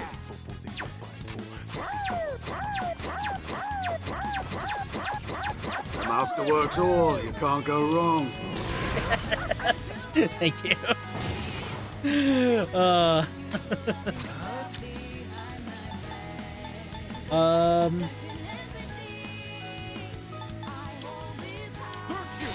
I got it. Blink twice if you're in danger. I'm not in danger. I'm having fun. Oh yeah. We got a dog. We got a dog and a child in my party. My party currently is comprised of a dog, a child, and a robot.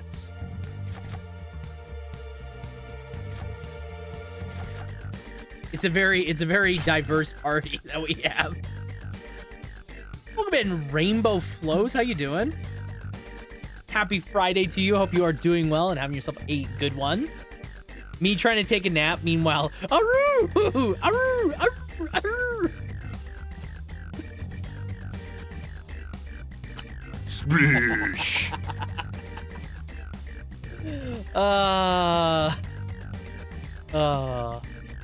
Yes, yeah, no problem. Happy to help, Boulderin. Yeah, welcome in again, Rainbow Flows. How you doing? Hope you're having yourself a good one, and good to see you. I'll take Orpheus. I'll take a dog for my dog. I got dog squared, literally. Orpheus leveled up. I'm always happy to team up with everyone. Yeah, I really like how my party right now is comprised of. Ta-da! We have arrived at the 100th floor. Thank you, Agus. It's quite literally just child, dog, android. And it's the greatest party anyone could ask for.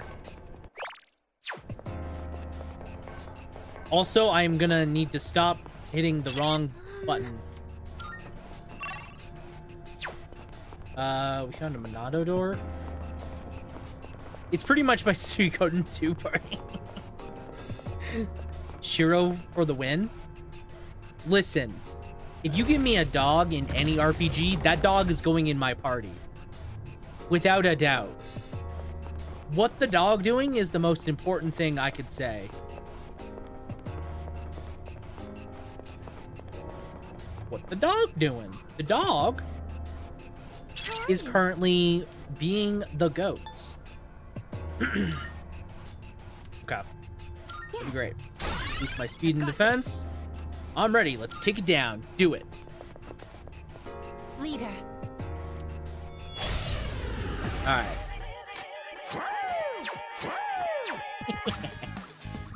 They give you a dog who has an owner who's pretty shit, but they get a great combo.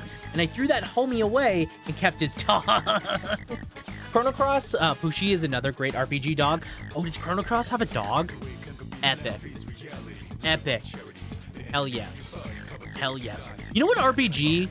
This is a random one. This is just a random one. This does not have a dog, but I just want to mention an RPG party. Have you guys ever heard of the game called White Knight Chronicles for the PS3? Have you guys ever heard of White Knight Chronicles?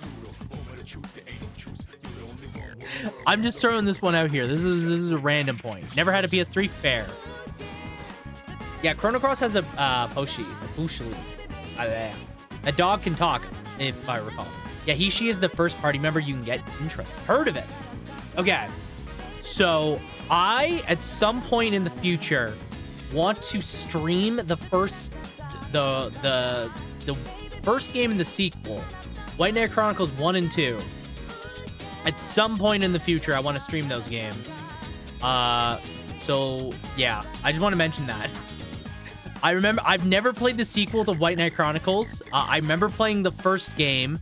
I played it to its conclusion, and then it ended on a cliffhanger and never got to play the sequel. It did not review well, if you look it up. Oh yeah! It did not review well. I want to make this clear. The game did not review well at all. It plays, the best way to describe it, it's trying to play like a MMO. Like, it's trying to go for an MMO feel in its game, and I don't know if it's good. It also has essentially robo knight mechs, and you guys know how much I like mechs. So, like, of course. Kind of like FF12? Kinda.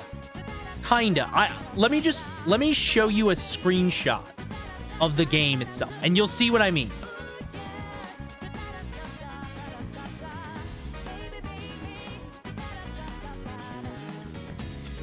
It's a terrible screenshot.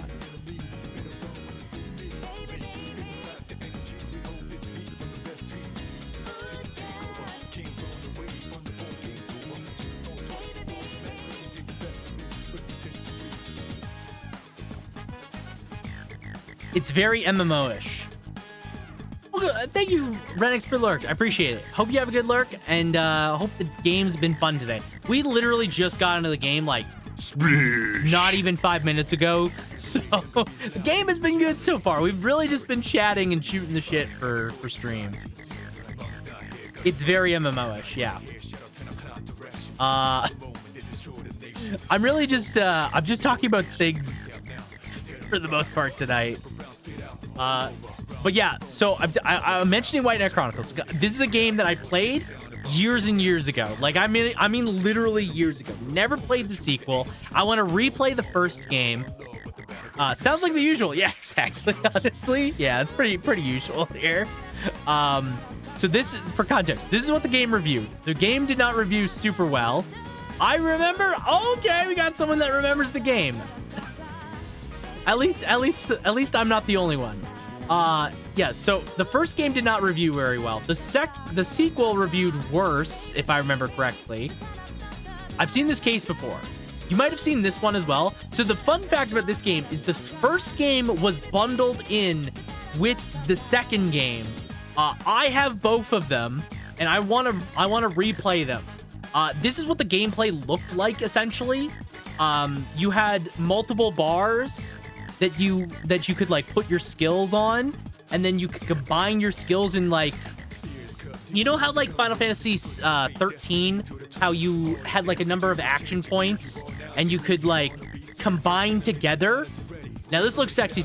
It's a janky RPG. I will say that. It's not the best RPG in the world.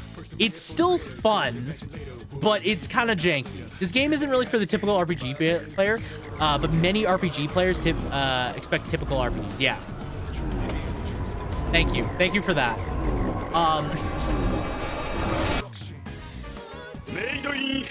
Thank you for Poochie. So yeah, you would like, basically the way it works is you would level up different weapon trees. So you get all these characters, and then you can level up their weapon tree. Their weapon tree gives you new skills that you unlock, and then you could put them on your bar and then during combat, you would get action points, and then you could spend action points on your abilities, and you could combine them together to make like a chain. Oh fuck, kind of like some Saga shit. Yeah.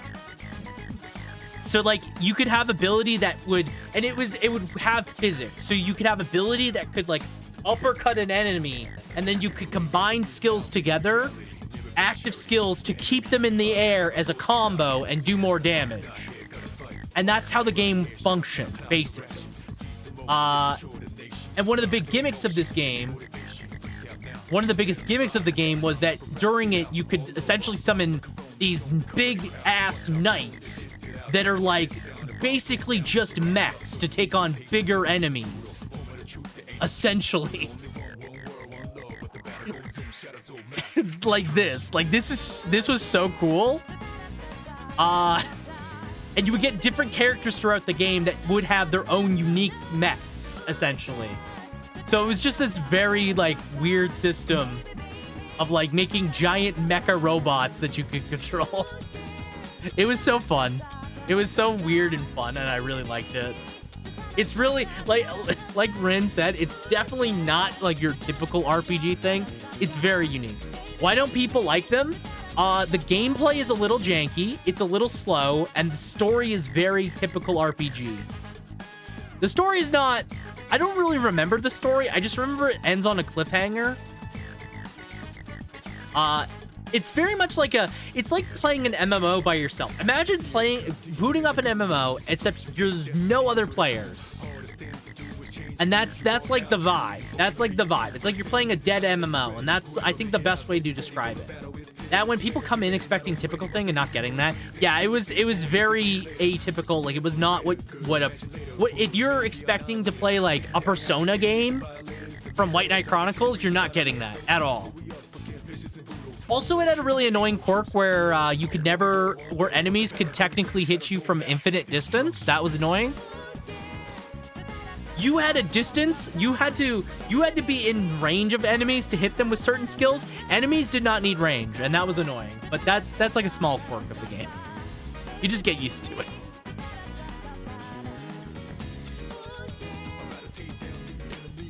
I really want to figure out how to or I need to not figure it. I need to get the I know you can get like a little device that basically lets you capture PS3 footage. Because the game is only on PS3, I need to stream it off of PS3. I have the both games, so I really want to get the little device so I can stream a PS3 game. Because then I'll play it. I'll play it on stream for sure.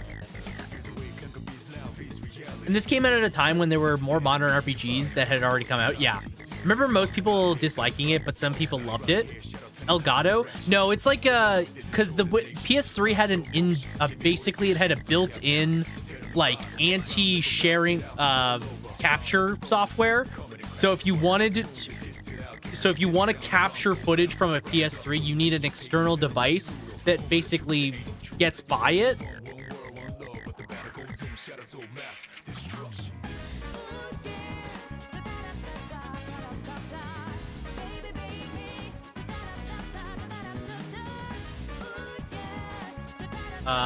Yeah, what the hell is it? You need like a... Yeah.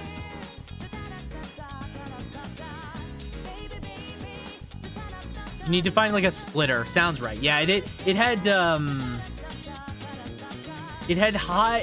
a digital content protection software that basically prevents it. So you need like a switch or splitter that helps you bypass it.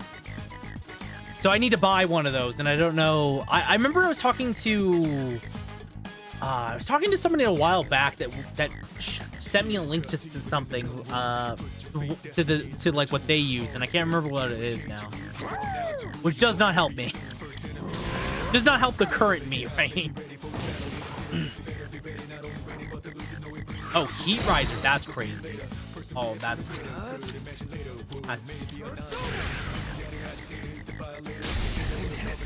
ooh. Keep it together.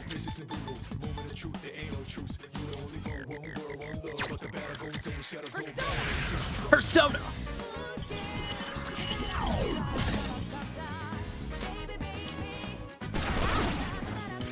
Yeah, there we go.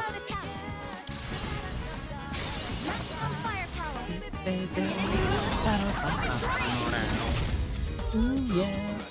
Oh, we got the fucking dizzy. Let's. Horomaru, dog. Do the dog. What the dog doing? The dog's doing this.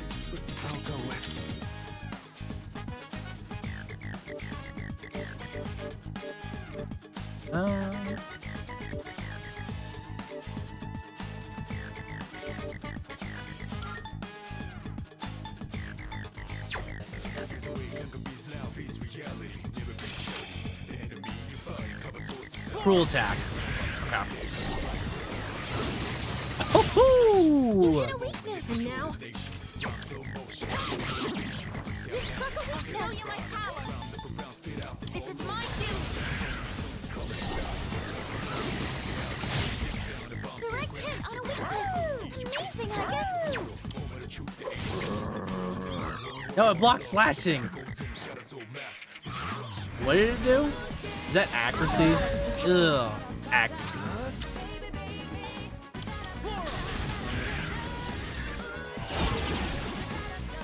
That about does it. No shadows detected. Nice. Well, I guess one more time goes off. Only 2 options. That sucks. Null distress. But yeah, so I mentioned White Knight Chronicles because I do want to stream that at some point. I don't know if I stream it this year. So like, I think my current plan is, right? Like I've mentioned it a little bit. So my current plan is like for the summer, I want to basically stream some indie games. I have a couple that I've mentioned like on Twitter and stuff like that that I want to play. So there's a couple indie games on Twitter that I've mentioned that I want to play. And then I want to play probably some retro games in the fall season, I think. I think around fall, I kind of want to play some retro.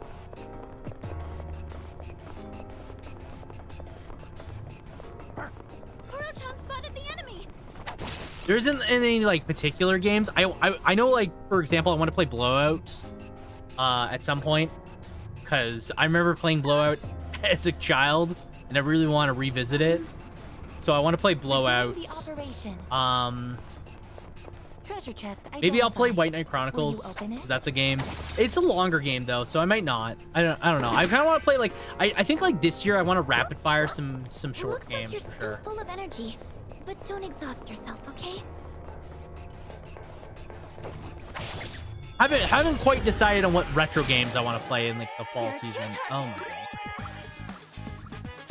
Do I know the dice? The dice is also good.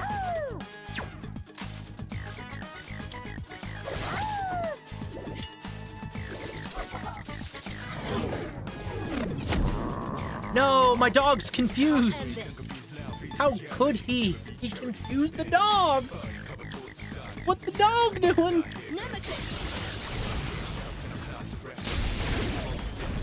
One enemy down by a Monokun.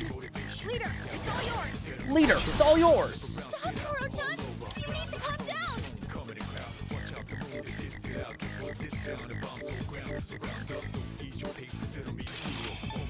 Mazio.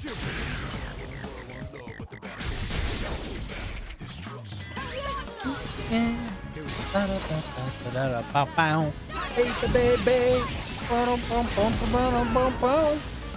Yeah.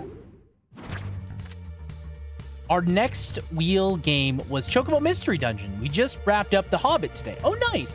What did you think of The Hobbit? All things said and done. What was your final thoughts on The Hobbit? I'm curious to hear your take. Nice! That went well! Oh, it's a missing person.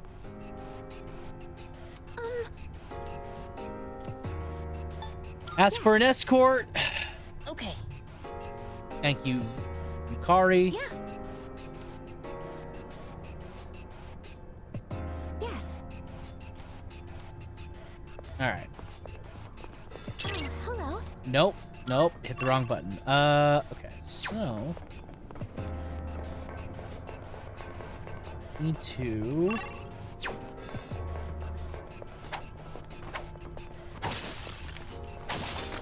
If you want to go on an adventure set in Middle Earth or looking for a solid platformer that won't hold your hand and has tight controls, you should try it. Okay. That doesn't sound too bad. Oh, there's a treasure chest. Good job, Calamaro. Money is always a good valid reward. If that stuff doesn't interest someone, I wouldn't recommend it. I mean, that's fair. I'm still setting up. That's valid. I think that's a valid way to look at it. All things considered. What to do?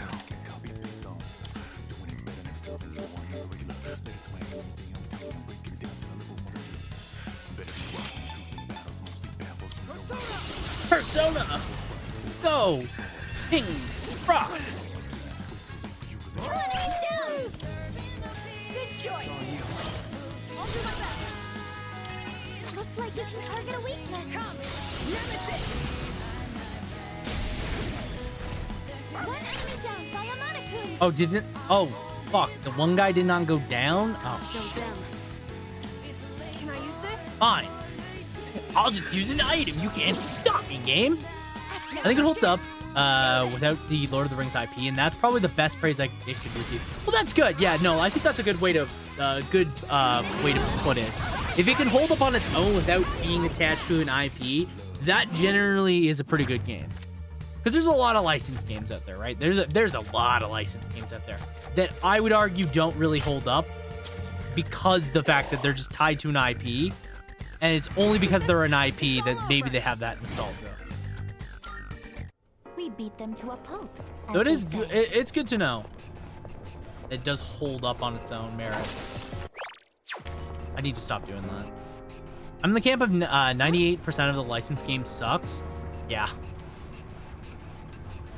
No, definitely. Yeah, definitely would agree. I think there's the problem with licensed games is that generally speaking, a lot of them are just cash grab games. Something wrong with the shadow. What's up with the shadow?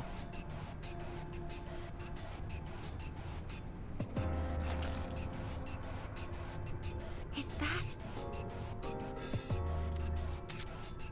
Enemies who are confused will roam around unsteady as though drunk. They move slowly and are prone to missing their attacks, making them prime targets to pick off with chance encounters.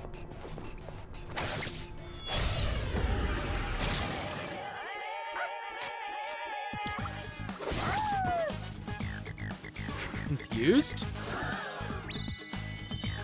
Cold powder, yeah.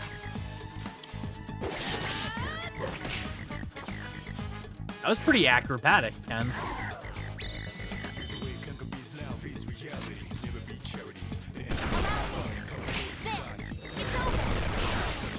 Nice. Let's go, I guess. Which is why I think The Hobbit is a great recommendation to Lord of the Rings fans. It's clearly made with a lot of love in mind. It didn't have the big Lord of the Rings sticker to make it fly off the shelves back in the day. Didn't have to have, yeah. And I think that's I think that's a good way to put it. Interesting. I'll have to check it out sometime. Mission complete. Sounds like a good recommendation for sure. We beat them to a pulp, as they say.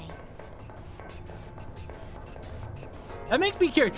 I'm now thinking, is how many good IPs, licensed games do you think there are?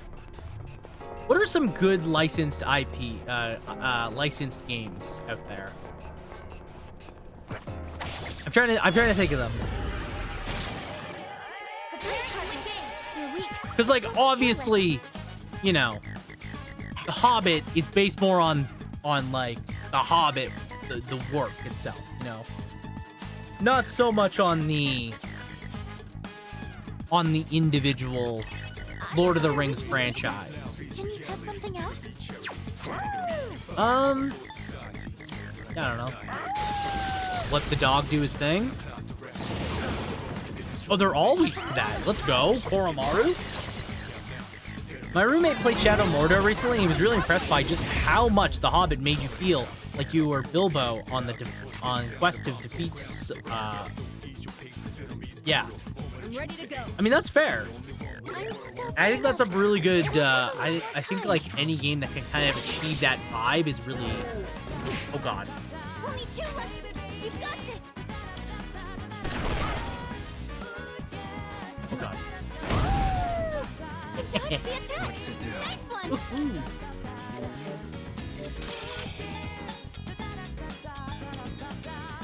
Oh, do it. We'll have to do it. Persona. Oh, enemies defeated. Good work out there. Okay, this still counts as shuffle. Let's go.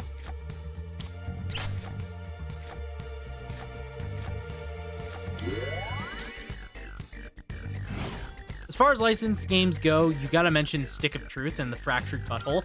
I Now never then, played those. Resuming exploration. I think partly it's because I'm not like a South Park fan.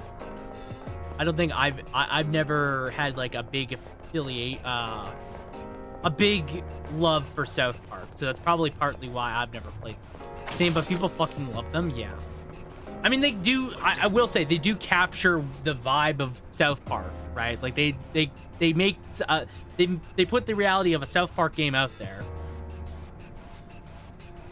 GoldenEye for the N64 is massive. Obviously, that's a big one. You know, I think like James Bond games, like 007 games, I think there's a lot of those that probably are in the same category. You can kind of throw a lot of them in the same sort of group.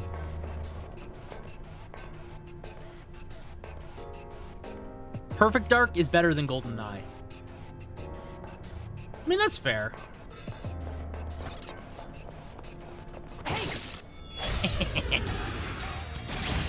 It's probably the biggest example. GoldenEye is really big. I'm trying to think of some other ones now. Didn't also, Pat, did Perfect Dark come out after GoldenEye? I think GoldenEye fucking sucks. GoldenEye did not age as well. GoldenEye did not age well. Let's not kid ourselves. You know? Okay, yeah, no, Perfect Dark came out like 3 years later, so.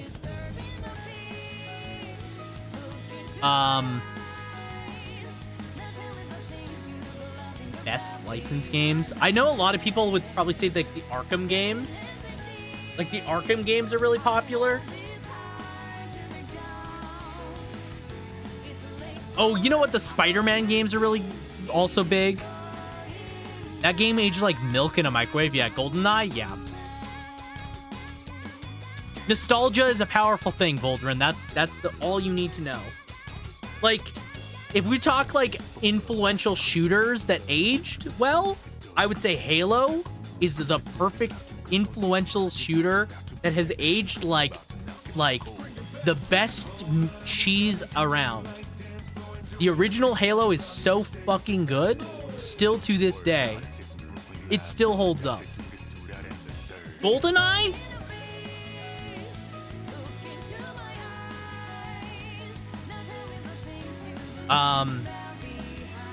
Oh yeah, Halo 1's still absolutely amazing. Debatably my favorite. I still love Halo 1. Halo 1 I really love. You know what? Technically speaking, technically speaking, we could say for licensed games, we could technically include Kingdom Hearts. Technically, Kingdom Hearts does indeed count for that.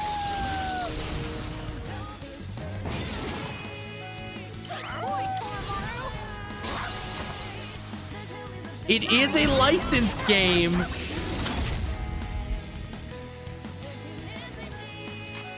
this work? It is time.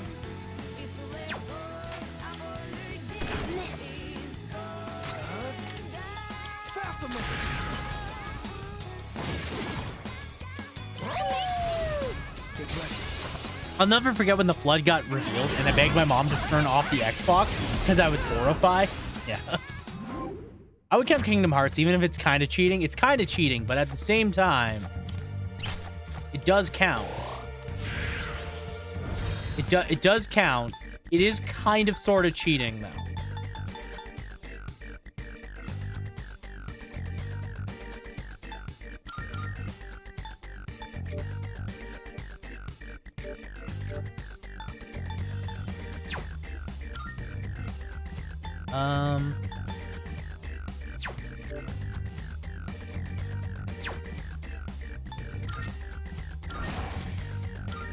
That Mackie Mouse game for Wii was fun. Mackie Mickey. We're just trying to be copyright free. That's what we're doing. Endure Light. Off of what do we have? We have Invigorate, Growth. We can take Growth off. We don't need Growth.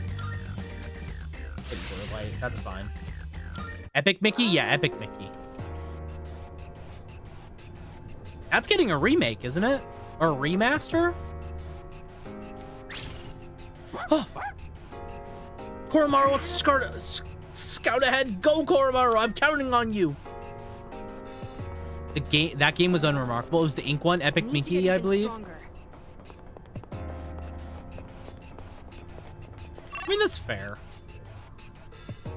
I guess it also depends on, you know, personal preferences as well, right?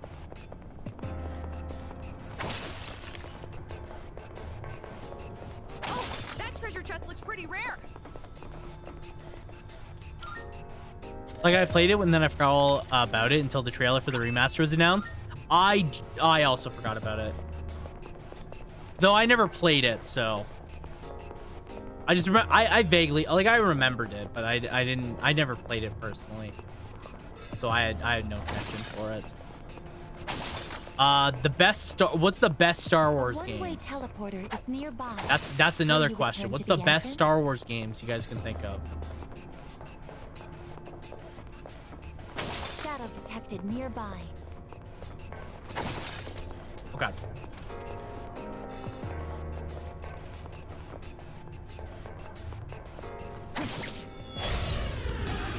Republic Commando gives the Metroid Prime vibes. Let's make Fair. I'm still setting up. It'll take a little more time. Activating. This is my cue. Missed. I'll go with. Never mind.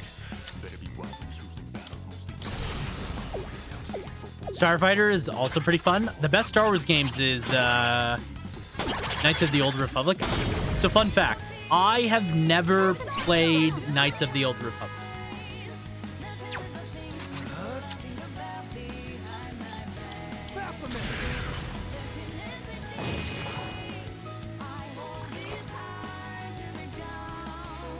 Clench their fist tight. I don't like that. That seems dangerous. I would say, oh god. No mercy, huh? Amada-kun, be careful! No, Ken! Oh god, they killed Ken! Oh my god, you killed Ken! Get back up!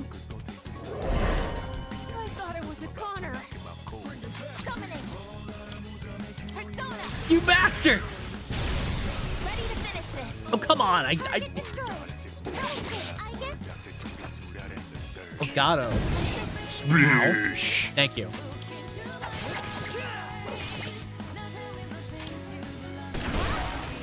Okay. that's not convincing. Wait, no shadows detected. We have That went badly.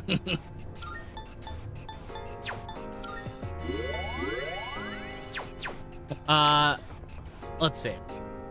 Not sure if it counts Lego Star Wars. The newest one looks pretty fun, with great comedy to boot. Lego Star Wars was hilarious, and it's great. Lego Star Wars is a good one. I will say, Lego Star Wars, most of the Lego Star Wars games are really good, so I would count those. Those are licensed. Those are double licensed, technically. Well beyond expectations. You bastards. Thank you. Pat, you're one squid hunt away from refunds. You're one squid hunt away from a refund. Or I guess anyone could get the squid hunts. I don't know. Did I set up the rule? Did I pre-existingly set up the rule that squid hunt had to be hit 3 times by individual or by everybody? I feel like it was by everybody. And then I refund everyone's points. Everyone's squid hunt points. Starfighter is also pretty fun. I never played Starfighter. So the Star Wars games I played the N64 one. What's it called? Shadows of the Empire. Shadows of the Empire. That one I played a bunch as a kid. With oh my god, what's his name now? Or was it Shadows of the Empire? No, I didn't play Shadows of the Empire. It's or no, it was Shadows of the Empire, right? Yeah, it was Shadows of the Empire. Oh, it was Give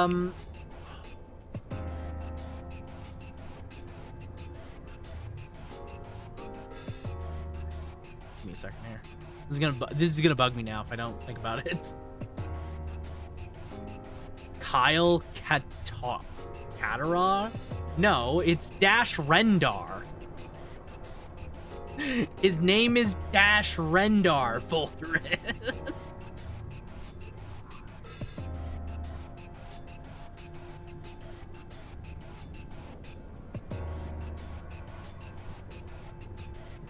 Oh, Rogue Squadron? Who the fuck is Dash Rendar? He's the protagonist of the N64 games. Also, he's like really cool. He's like cooler Han Solo. This is Dash Rendar. Here you go. It's Dash Rendar.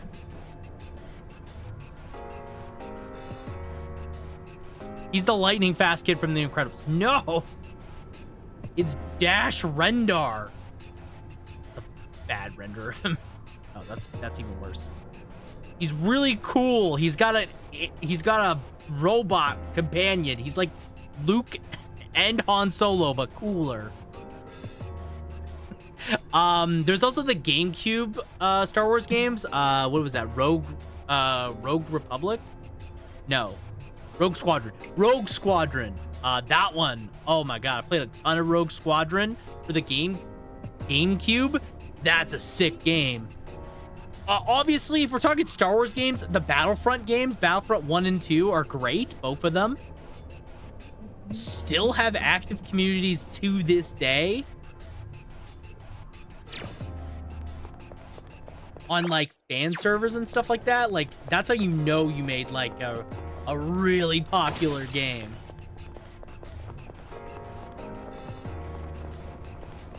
Battlefront 2 is great. Battlefront 2 is so good. And then they made the modern Battlefront games. Yes, Koromaru? That's amazing. Good boy, Koromaru. You found things. Did you also mess up some dudes?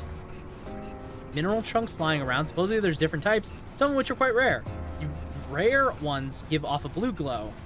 They yield twilight fragments, so try to break them. Thank you. I already knew that, so...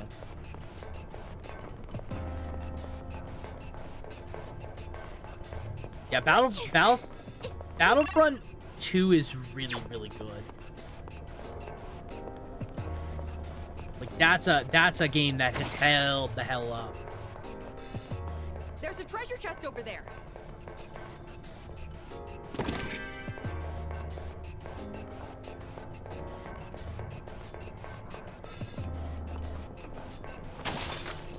Mirror. Okay, magic mirrors, cool.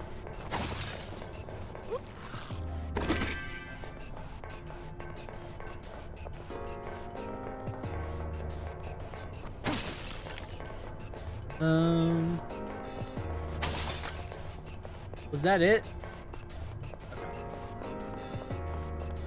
Yeah, I'm trying to think of some other good licensed games.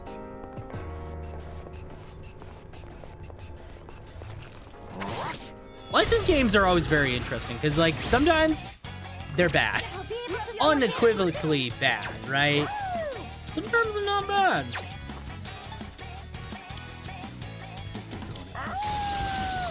Oh god. Boom. Okay, so I still don't know the weakness of the almighty hands. I know that they have god hands and fire moves. I wonder if they're weak to ice.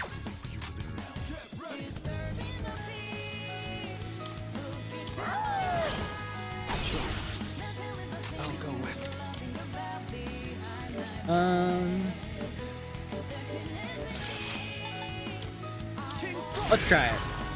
King Frost. Hey, nope. The answer was nope. Keep it together. Let's try lights.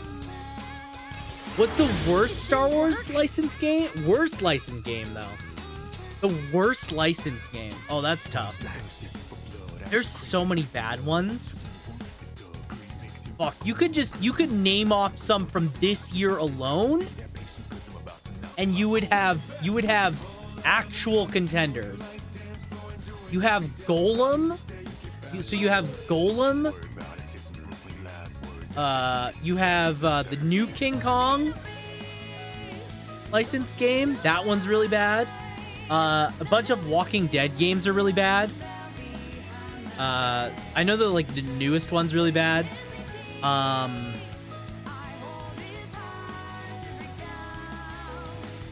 Mine is probably the Walking Dead Darl Dixon game.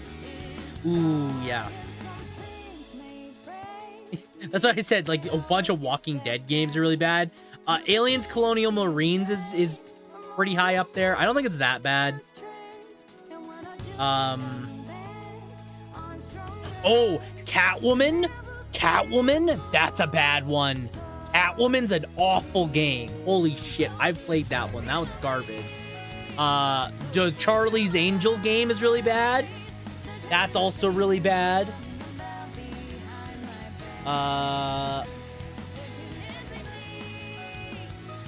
There's so many bad comic book movie licensed games that came out that are all bad. Like a bunch of Spider-Man ones. Oh, Superman 64. Oh, that one's up there. Superman 64 is really bad as well.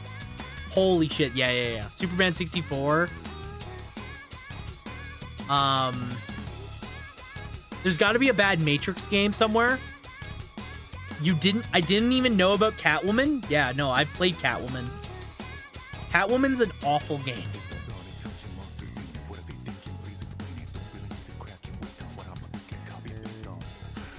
I mean, I just like long playthrough, no audio, no one needs to hear it. Here's Catwoman.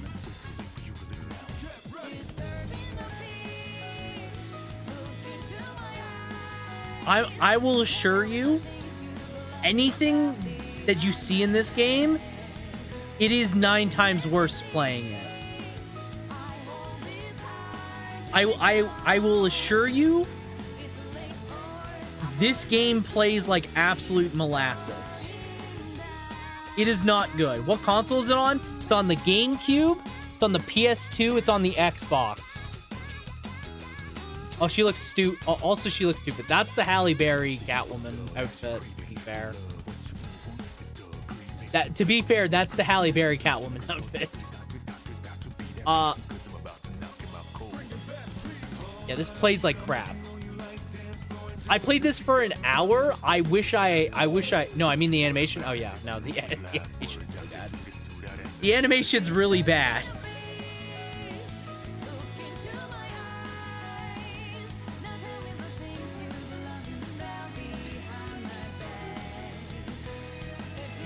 I don't know what the budget for this game was. But they needed more budget, is all I'm saying.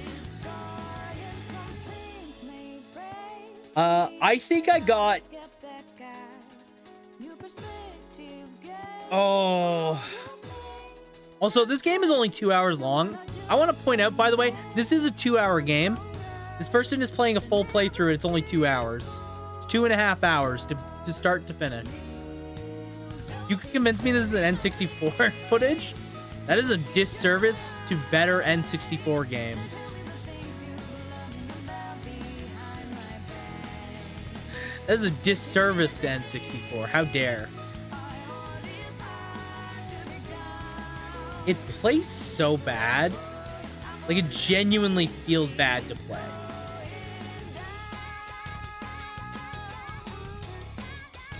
Also, if I'm not mistaken, the only way you could, because there's combat in this game.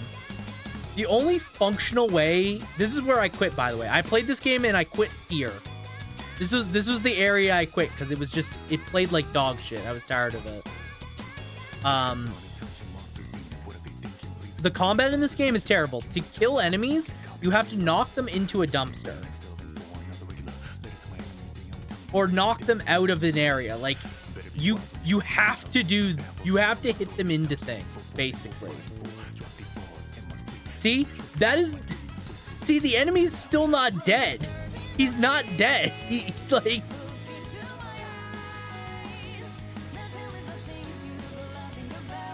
There's no way to kill him.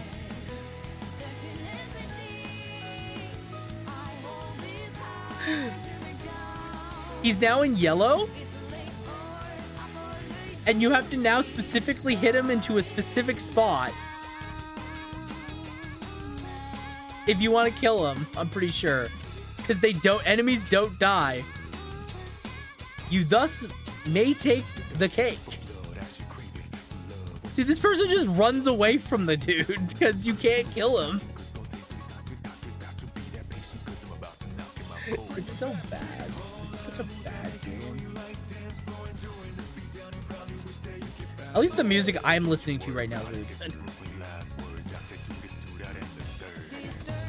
But yeah.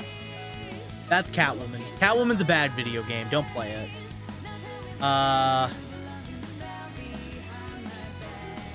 Oh, there's a, isn't there a Star Wars game that's really bad as well? There's a bad Star Wars game. Aquaman, that's a bad one. The Aquaman game for like Xbox and whatnot, that's bad. There's probably a couple others that I'm not even gonna mention because there's just too many. There's just too many. Yeah, thus may take the cake.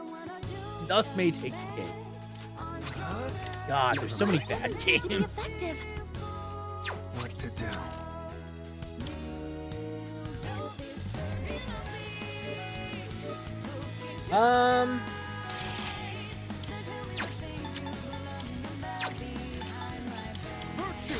Oh, Virtue with the wind. Okay, wind is the weakness. Go. But yeah. There's a lot of bad licensed games out there. And you know what? That list probably is being kind. I feel like there's even more licensed games to mention. That's it, I guess. That's a win for the team. Good job, everyone. Shuffle time. I'm gonna grab that.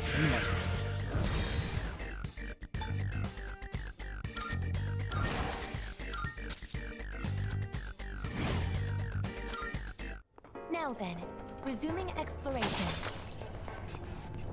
It's Oh. one of those doors. What should we do? He is one of those doors, Ken. It do be one of those doors.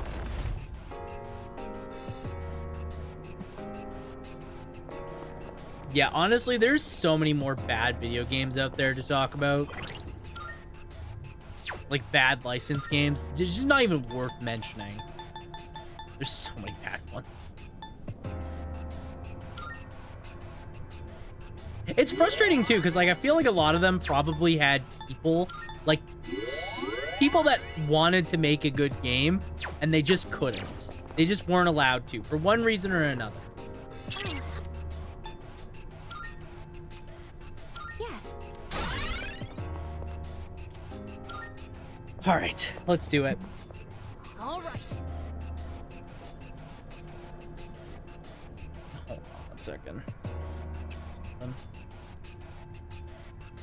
No, this is Patrick. Thank you. Thank you. One enemy. What's your Thurgy again? Next physical attack will be deal double deal more than double. Let's use this.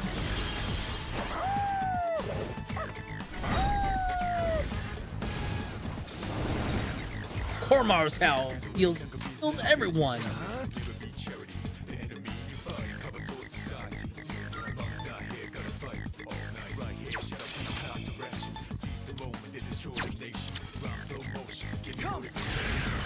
Rebellion. Mabo. Oh shit. That's not great. Okay, attack up. Persona's ready. Yeah. Baby. Ooh, yeah.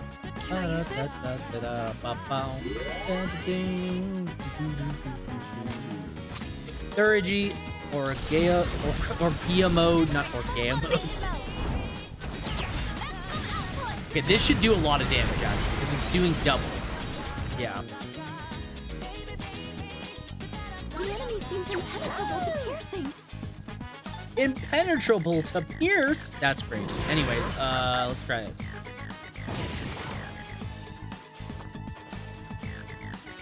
What to do? I need a good lizard? In Spanish, Orgea mode could get interpreted very badly. How so? How so exactly? Okay.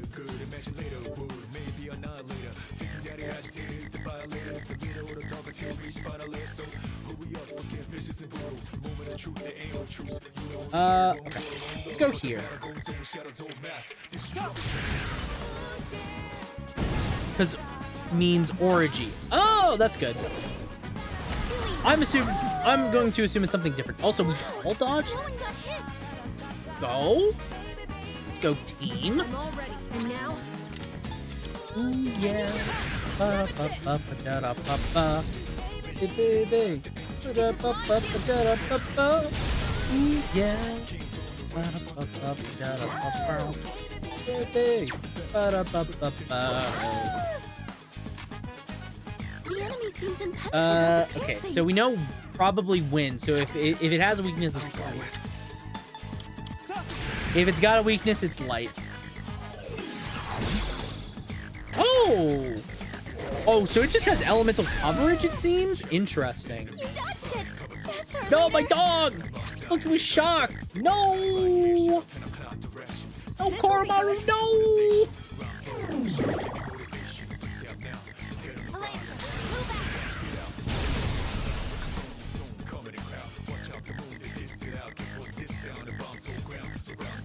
Should I stand on this enemy?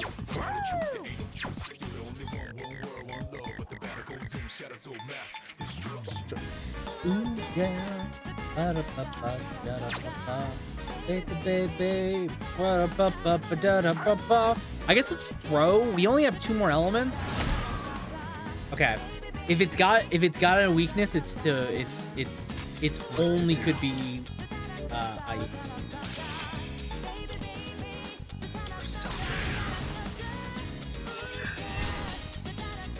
Okay. It just has no weakness. Got it.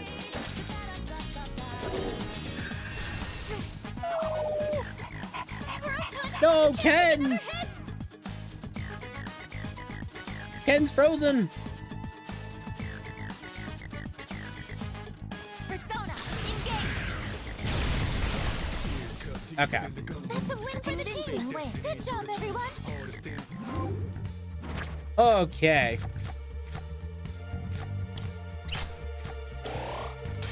I guess we'll take the skill card. I would have liked to heal instead, but I'll take the skill card. That's fine.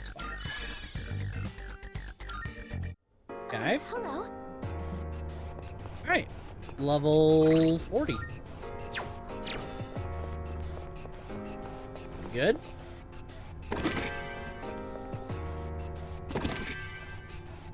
All right.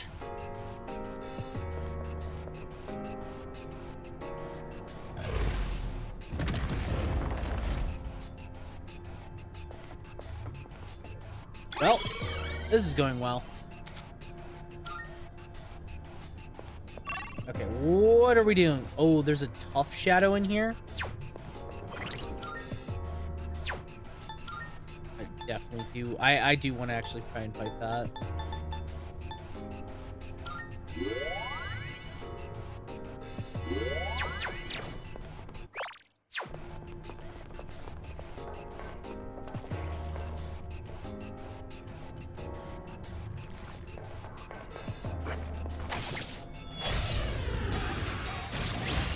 Okay.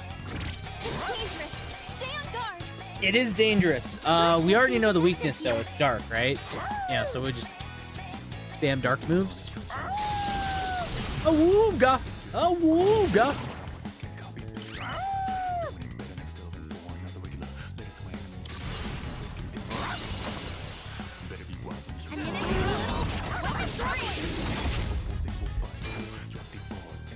Nice. My persona's ready. Darkness seems effective Keep here. it together. What is optimal?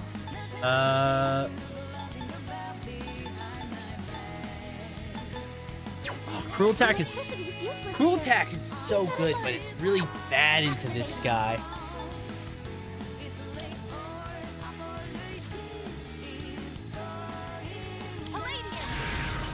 Okay, let's just buff our protagonist then.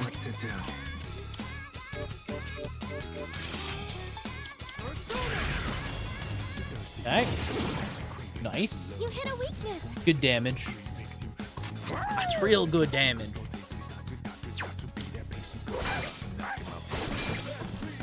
Will this work?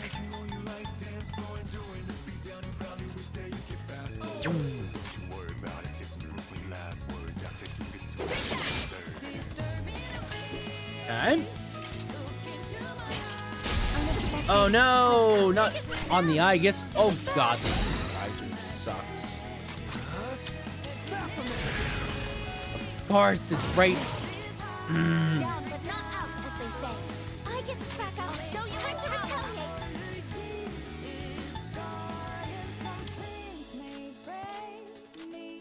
Okay. Well, I need to buff myself, I think.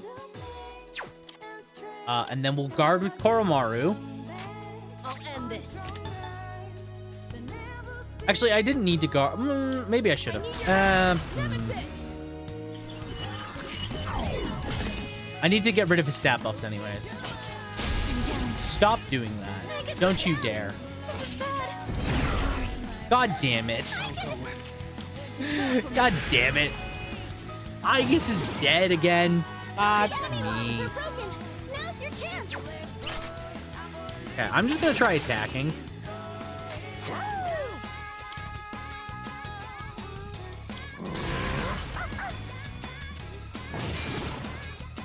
That hit a weakness. You're the best, Proton. Good thing we brought this. Rebooting. No! Unexpected outcome. Stop! Aegis is down. This is bad. Stop! I just revived Aegis, you bastard! Aegis, get back up. Reactivated. Activating.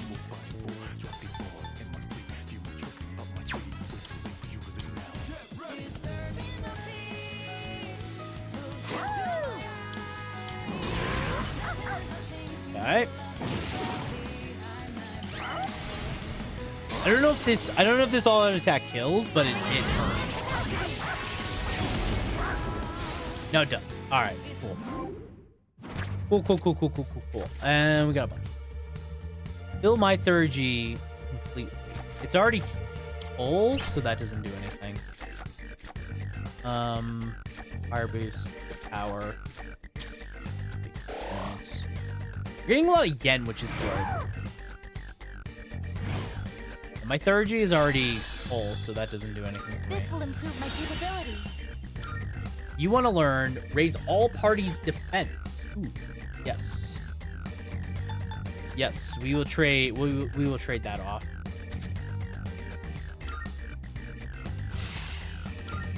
%, I do want the Mara Kurjara, whatever it's called. That's pretty good. That was a spectacular finish. Okay. So we'll make our way up. I could technically speaking, Proton spotted the enemy. if I wanted, I could take like items to, I could take the clock to heal myself. I don't think I need to yet, and I would rather not. If I can maintain my health for a bit on its own, that's also good. This guy. All right. Oh, new floor boss. Powerful enemy spotted. Crap. You can keep everyone on the front line fresh by subbing in new people. That way, progress. Ooh, this is.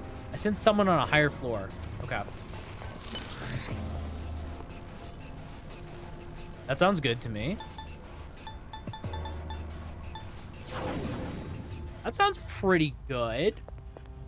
I do like that we can just sub in new people. We have enough party members where we can sub in like a whole new. I do want to keep using Ken and Koromaru. Obviously, like if I try and use Junpei or Akihiko right now, I'm going to suffer because they are literally 10 levels down, which is painful. But we're gonna pretend like that's not a problem and not an issue, you know?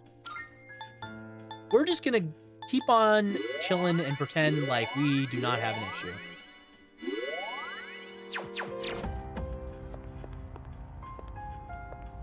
Good day. Do I have any requests I need to Here are fulfill? my requests. Yeah, I don't know about that one. Don't know about that one. Oh, perform King and I. Oh, I know what I need for that. I might actually be able to get. I need Black Frost, if I'm not mistaken. I won't insist you do anything. That should be. But it'd be doable. greatly Also, I need a appreciated. Mothman with that skill, Very well. which I do have the skill card, so I can do that. So I can do that. Also, I should have a lot of money because I've saved up quite a bit. Welcome to the Velvet Room. Registering, I see. Okay, let's see for registered personas. Okay, that one does not matter. We can do the Frost. We can do that. Baphomet, we'll do him. Sati.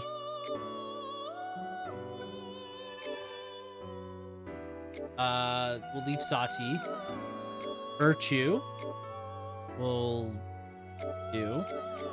Orpheus we can do. Lamia will leave. Legion will leave. You will leave. Will you register it to the compendium? You. You. Right?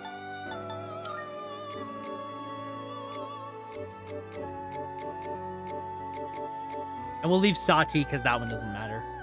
Because I would rather have a summonable anti-fire master fusion, which I like, versus the fire boost, which is fire boost is also good, but we have skill cards for fire boost, so that's why. Will you register it to Yes. the completed registration? Okay. Now then, let's Oh, so we can do this one. Okay, we can do this one. So I need to get...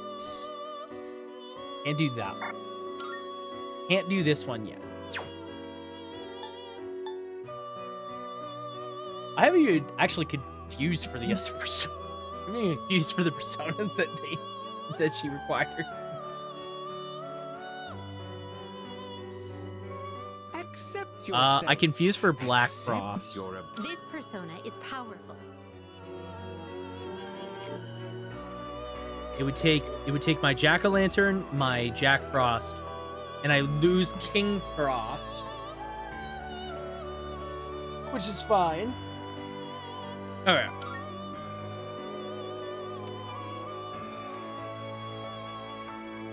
Wow, that is a lot of money then. Please choose what skills to inherit. Okay, so we get heavy fire next. We have dark, and we have light.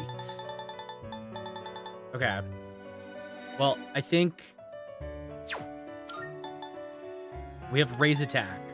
We get 4 slots. Okay. And I don't know what he gets 2 more skills. I don't know what they will be. So, we don't really care about dark because we already have a good dark persona. And this is our ice persona, so we should bring ice as well. What do you wish to inherit? Okay. So we should take, first off, we got AoE raise attack. We should get AoE raise defense. I don't care about that. Let's take this, and then I guess like freeze boost is fine. You can also get ice break, but freeze boost is fine. It appears it will receive a good amount of extra. A new power emerges. Let's go. Hey ho! I'm the almighty Black Frost. I'll teach you how to walk and talk like a badass ho. Oh my god, I love that. This persona can't learn any more skills. It wants to learn Dark Boost on its own. Dark Boost not needed. Actually, you know what? Let's take Dark Boost. We'll get rid of Freeze Boost. That's what we'll do. Yeah, who cares about Freeze Boost, right? Actually, I kind of care. Wait, no, I don't know what the problem is I don't know what skills Black Frost learns. He could learn like perfectly fine normal skills, or he could learn garbage. This is the problem. This is the issue I'm having.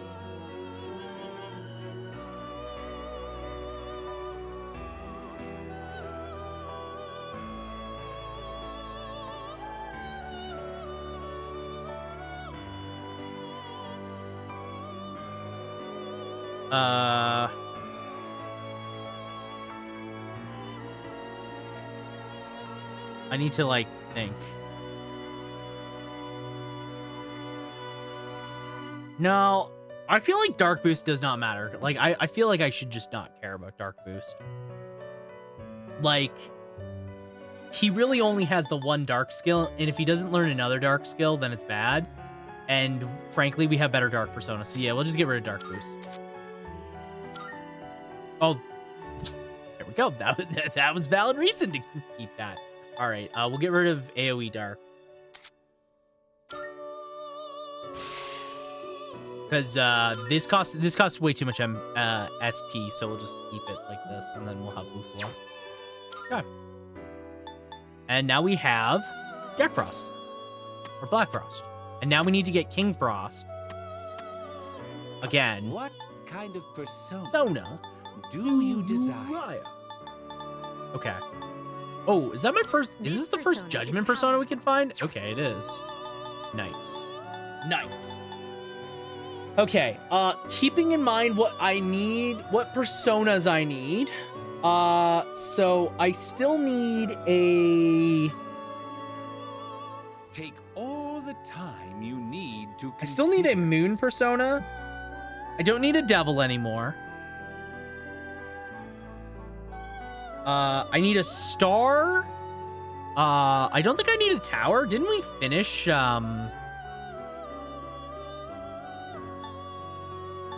don't need hermit, but we can use for a hermit anyways. This would be a wise choice. Auto counter strike. This would be a wise choice. Big snake. Poison mist.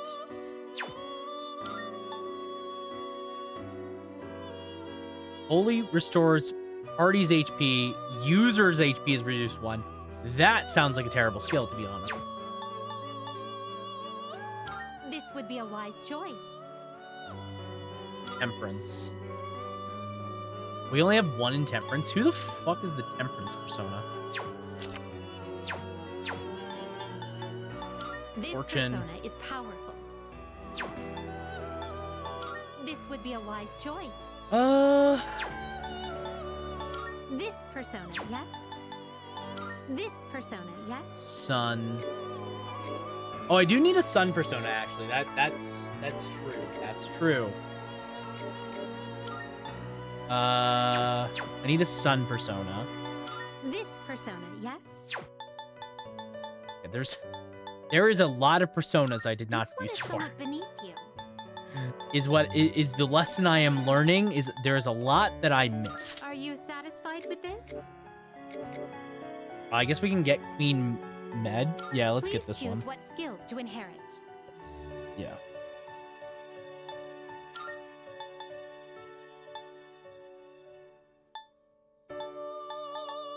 It seems no new power. Well, well, well.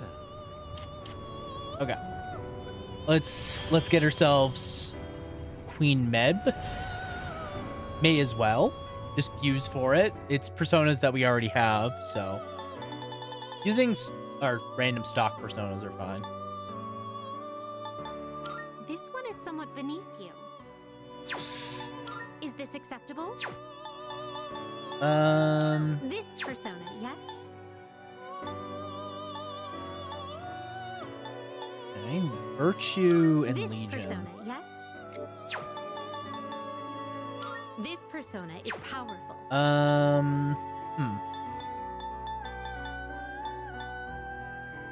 This would be a wise choice. Oh, hello. A wind persona? That's cool. It takes my would be a wise physical choice. attack. It's like a weird persona. It takes my physical. I do have too many physical attackers. That's also a problem This would I be a can make wise note of. choice. Okay, Judgment is not a This great persona one. is powerful. Hierophant we could do. This one has Thunder. All in on Thunder. This would be a What's my wise virtue? choice. Virtue is is mostly Thunder. Okay, so Virtue is mostly Thunder.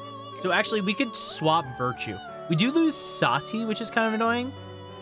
Who's our primary fire persona? This power might be too much for you. You can't control this one yet. You can't control this one yet. It is a special persona you desire, is it not? Also, Registering, I see. no. This is your I progress need so to far. summon.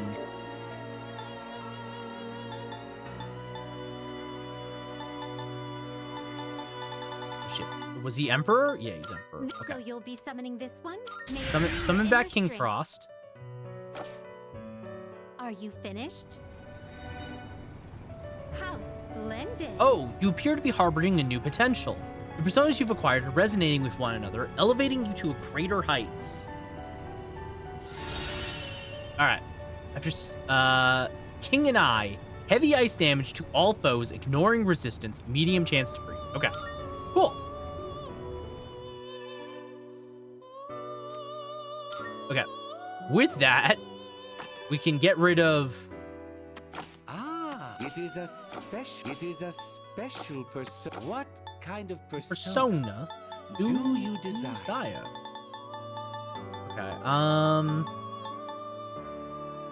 This See, it persona sucks is because like summoning a moon persona right now really doesn't give me anything great. powerful. This would be a wise choice.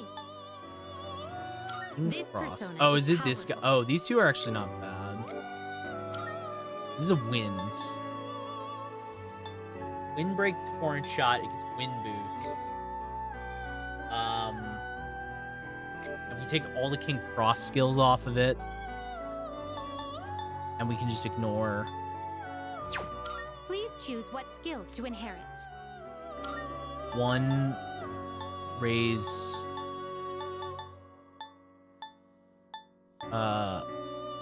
party defense.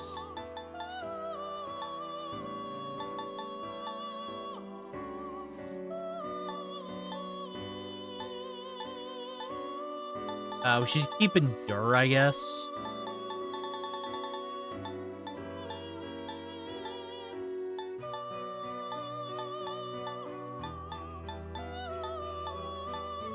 Let's get this and Endure.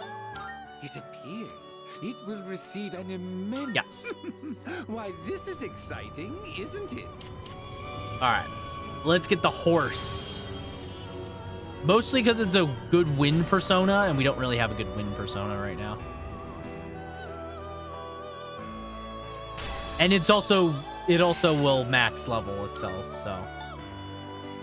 Okay, wind boost. And the next skill it gets is accuracy and evasion.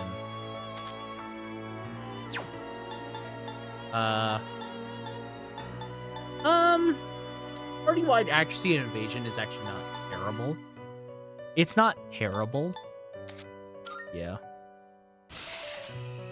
Resist ice. Resist ice damage.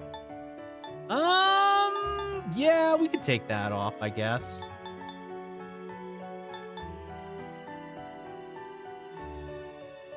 Let's take Torrent Shot off.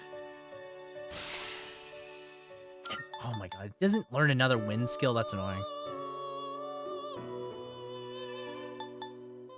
That's annoying.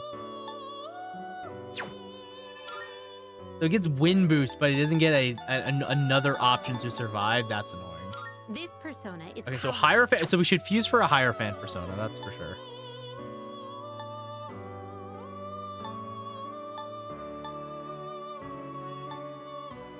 Ouroboros.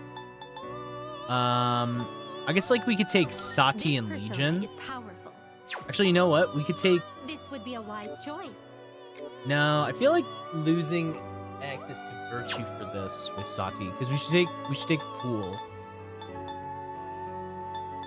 This would be a wise choice. I do need a moon persona, so like I'll just have to bite the bullet and fuse for one. This persona is powerful. I do just need a moon persona, even if it will suck. Also, I do need a star persona, which there doesn't seem to be one. This would be a wise choice. I don't need a devil. This persona is I still don't powerful. know. I still can't remember who Temperance is. I need a Is this sun acceptable? persona as well at some point, but we can figure that out. Is this acceptable? Actually, do I have a tower persona that I can fuse for? No, right?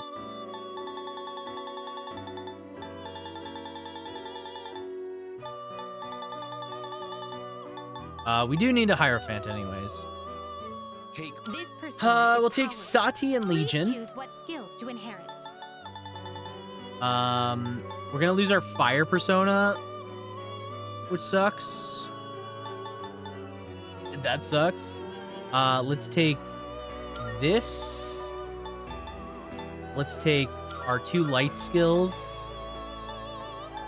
And let's take,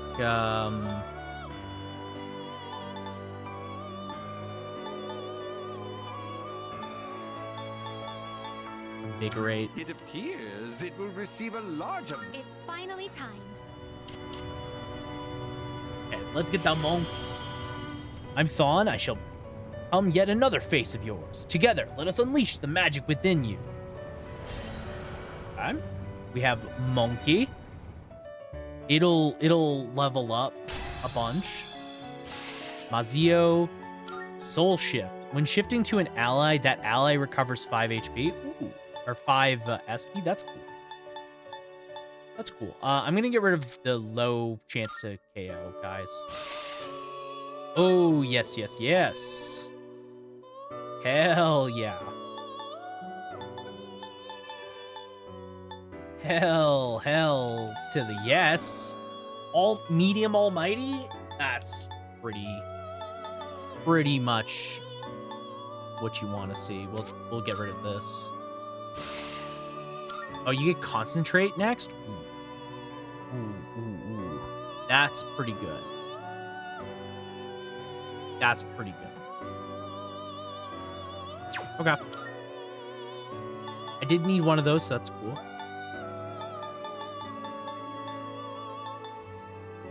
Still don't need that.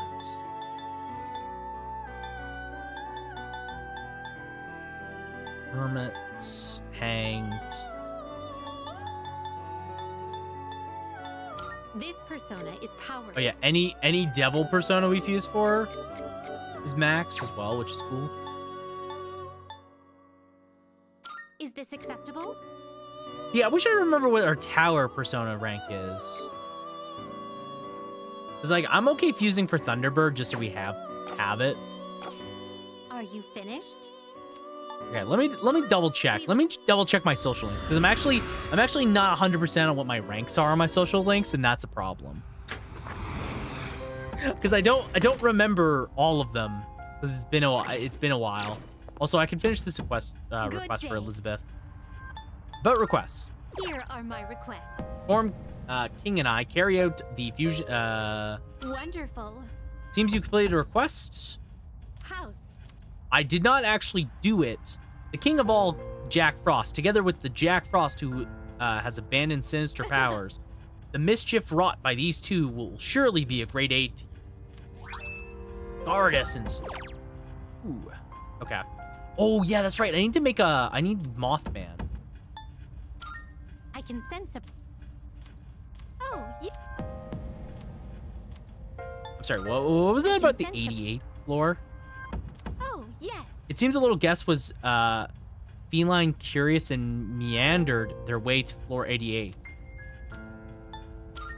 Very well. Let's see. Social links. Okay. So what we need to do is we need a sun persona, we need a star persona. Temperance is Bebe is temperance. Okay. Don't need that. Don't really need a strength persona because I can finish Yuko at any points, so I don't really need to. I don't need a fortune immediately. A justice persona would be good. I need a hierophant persona coming out of here. An emperor. And basically, I need emperor, hierophant, sun, star. Basically, emperor, hierophant, sun, and star. Which I have the hierophants. I have hierophant. I don't have sun. I don't have star. I do have a star technically, and I don't have an emperor. So I need an emperor. Also, hold on, where's tower? Tower done. Did I finish the old man? I did finish. Okay, yes, I did finish the monk. So I don't need a tower persona. Okay. I need to get straight. Because I'm finishing a lot of social links off, but I don't remember which ones exactly I'm finishing off the top of my head. So I need to do that. So fusion search. What kind of persona do you So, desire? also I do need a moon persona, but that's not that important. This persona. Please So let's choose use what these skills to two. inherit.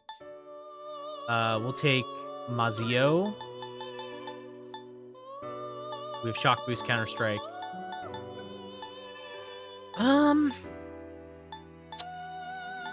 We have 300 skills we can bring her along. I don't know.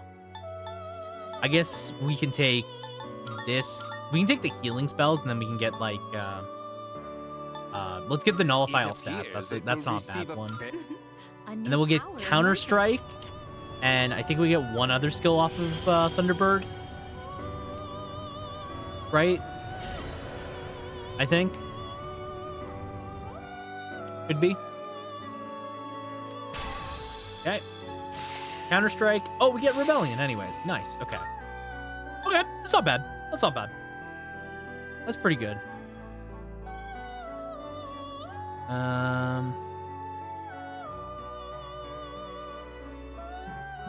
Okay. So now we have Thunderbird. This power might be too much for you. This power might be too much for Ooh, you. there's I'm seeing some cool names like can't control this Nidhogg. one yet. Oh, yeah. Oh, This new would be a wise choice. new tower. Yo, new tower just dropped. I've used Thunderbird though. I don't want to do that. No, I could summon it anyways, just to have a good persona. Right? Just to have a good persona in general. That's not bad. Which I should do. What personas come. This would be a wise choice. I take this guy. His skill is so he's like all in on certain things. Yeah, let's do it. Please choose what skills to inherit. Let's do it. We'll take Cruel Attack. We'll take Pierce Boost. We'll take Counter Strike. Doubles the chance of dealing a critical hit. We'll take crit. It appears it will receive an immense amount Wait, of power. hold on. Apt Pupil sounds actually good. Doubles the chance of dealing a critical hit. Raises critical rate. Okay. 1, 2. It appears it And will we just receive use an him as an immense all-in amount of foe, power. all-in user of piercing. Because what are we losing off of this? Nothing important, right? We're losing our Thunder persona with some healing, but who cares? It appears Yeah. it will receive. Well then. This persona is gonna go hard. Begin. As long as the spirit remains unshattered, I shall continue to fight. Come, let us devastate the battlefield. He only is good for against Pierce things. Or things that are just not neutral to Pierce and knock down preemptively. His charge is crazy. Needed to recover from ailments. From what we have, we don't really need fast heal. You learn AoE medium wind. We don't need that. Myriad. Okay. Weak to all foes. Yes. Myriad. Get my fetching hero's comb. Perfect. And the next thing he is shift, which is fine. Nice. That's a pretty sick persona, dude. Okay.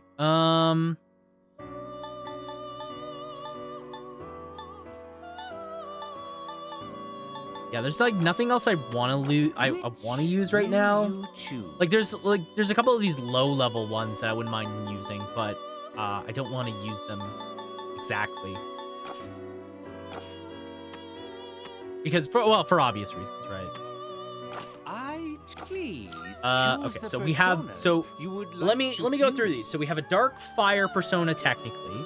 We have wind, light, and thunder. Orpheus sucks. This guy sucks. We have ice and wind and what is it? Almighty and Almighty. More thunder. Actually, so then we definitely don't need Virtue. We definitely don't need Virtue. We don't need Orpheus. We don't need you. Okay.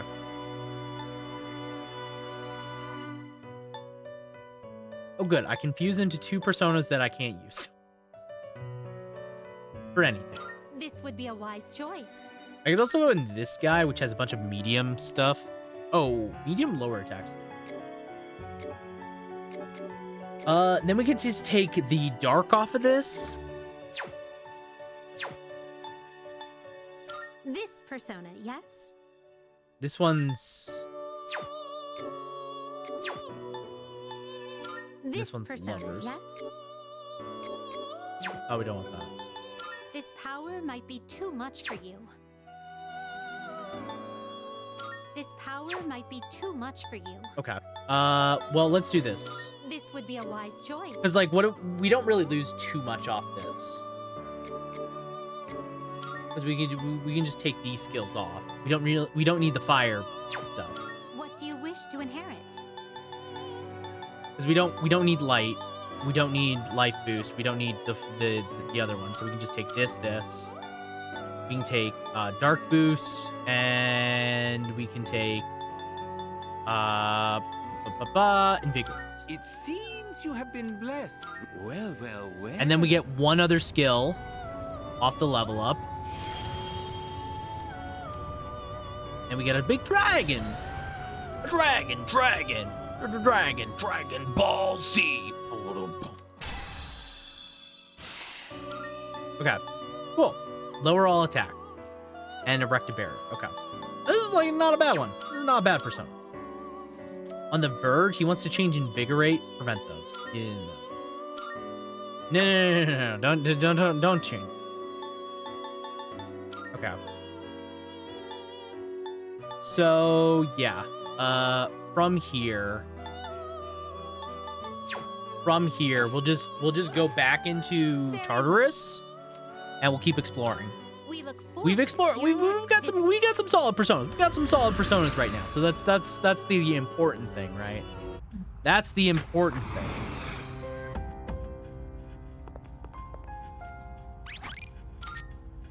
Let's save. And let's keep on going up the Tartarus floors. Okay.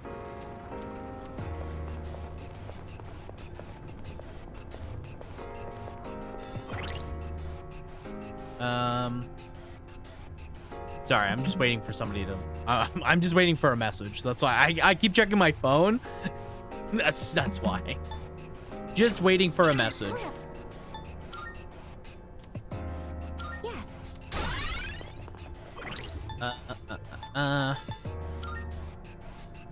So I mentioned it like earlier, right? I mentioned this a bit earlier. But one thing that I am wanting to do is later on into this year, I am looking to get back into doing some retro stuff. I am just curious if there is any retro games that you guys are interested in particular in me playing.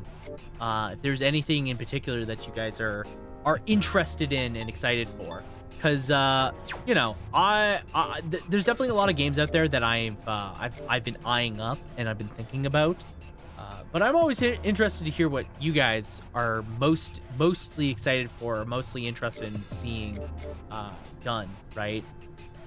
Because obviously, you know, I'm just one guy. I don't know exactly what everybody wants to see, so I am interested to see what you guys would be the most excited for. Because like I mentioned, for when I go back to retro, like one thing I mentioned is I wanted to do Blowout. That's more for me. I also I don't really want to do any longer games. You know, like there's definitely some longer RPG stuff that I would like to do. Like I want to do Lost Odyssey at some point for the 360. I've had Lost Odyssey for a long time, been wanting to play it for a long time, but I've never gotten the chance to.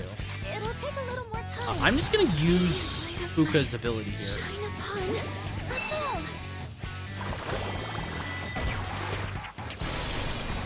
But I am curious, like, if there's anything else that you guys are actually interested in maybe seeing. Do I want to use Koromaru's? I don't want to use Koromaru's ability until I know the weaknesses of these guys.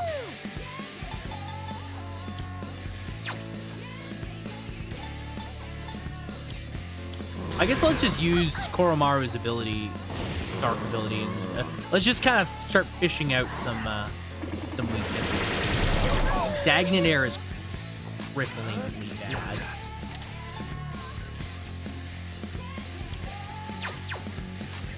I'll go with. Never mind. Not what to do. Let's put on a persona with Invigorate.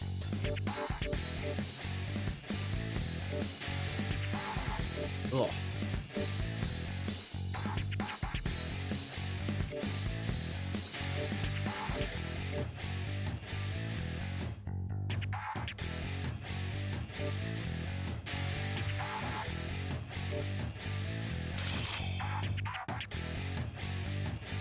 All right. Okay. Because we do Jack Brothers, but I'm gonna do King and I. Mostly because I want to see the animation. That's fine. Ooh, we did get the freeze. Nice. Evil Smile. Fear on 2 of us. Ken gets to go.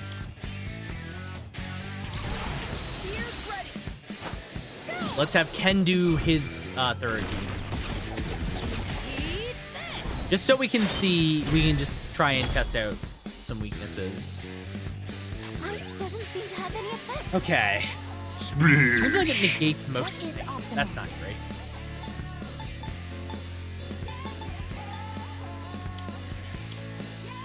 No, Aegis is paralyzed with fear. No. Koromaru's paralyzed with fear. Also, no. Go with. Thank you. Thank you for Squid Hunt. Never mind.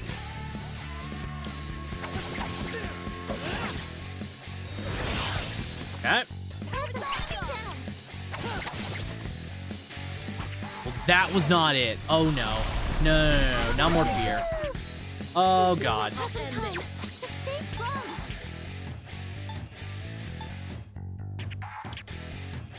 Okay. Will this help? I have 1 Miparta gem. We'll use it. I'll show you my power.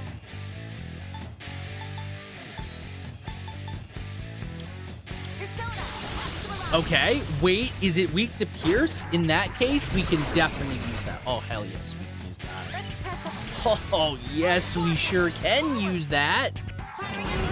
I should have done with my gut.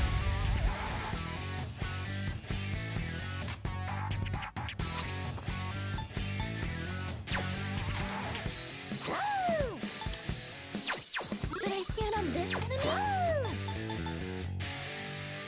See, I could Revolution here, but Revolution might be a bad idea.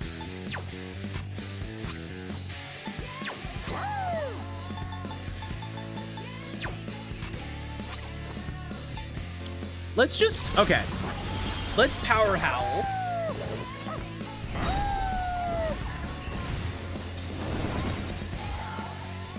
Let's Power Howl. Ghastly Wail is crazy if it does anything. Okay. Wow, no one got hit. Whoa, no one did get hit. True. Doubles physical attack. Next physical attack will deal double. Okay. Let's do Myriad Arrows.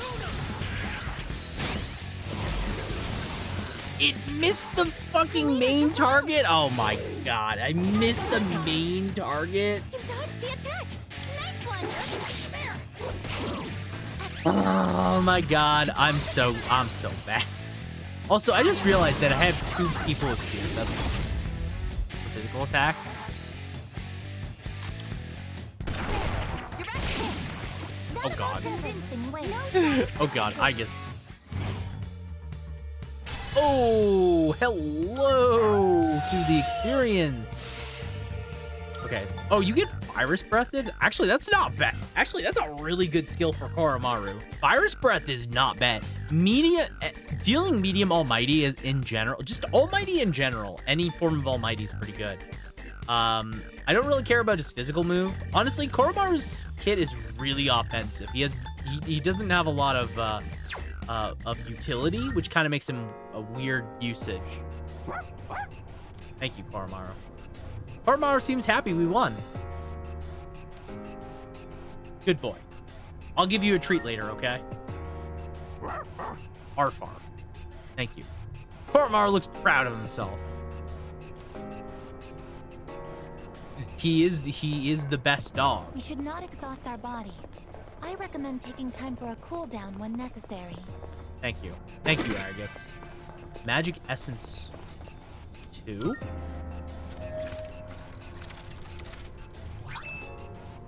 Insulated tights. I don't think anyone I have can use that. At least in my immediate party. Yeah, it's only for the ladies. We'll give it to Yukari. Because it's got electricity evasion mid, which is actually good for Yukari in particular. Cause she's weak, cause she has a weakness to electricity. Alright. It is good that Koromaru and Aegis are all very close in level. I am out leveling them still, but they are catching up, which is good. Okay. Well, I'm gonna go for it. It's still a short ways off, but I'm detecting a strong enemy coming up.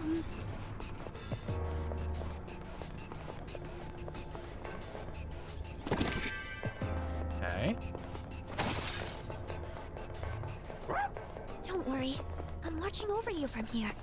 You can proceed at your own pace. Thank you. All right, Monado door. It's another door. Let's open it up.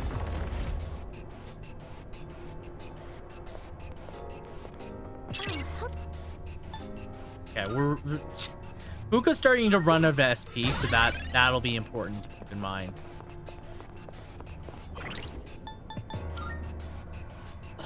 Okay.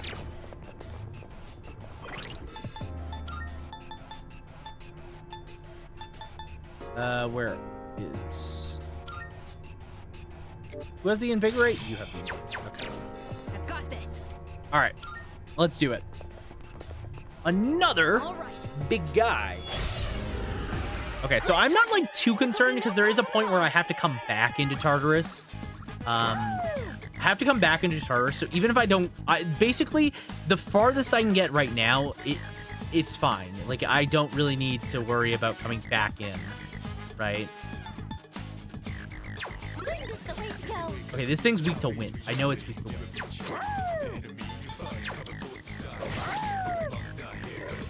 Eerie sound. And, of course, inflicted my protagonist. You have a skill that can hit a weakness. Do I really only have AoE?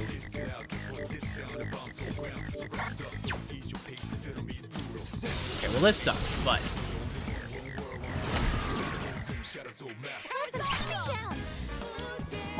yeah, I can't do anything about that. That's fine.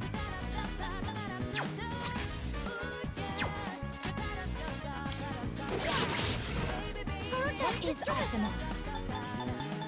Okay, cruel attack. We'll just beat the guy while he's down. Okay, so Koromaru goes. We'll get rid of our protagonist's distress.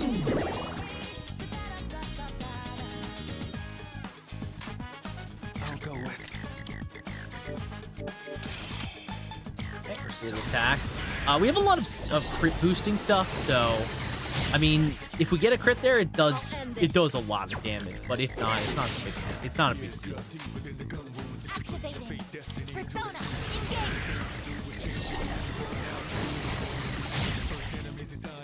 Okay. I'm gonna block with Koromaru actually, because I'm distressed. Because yeah, if Koromaru gets hit here, it could be bad. Something else. What to do?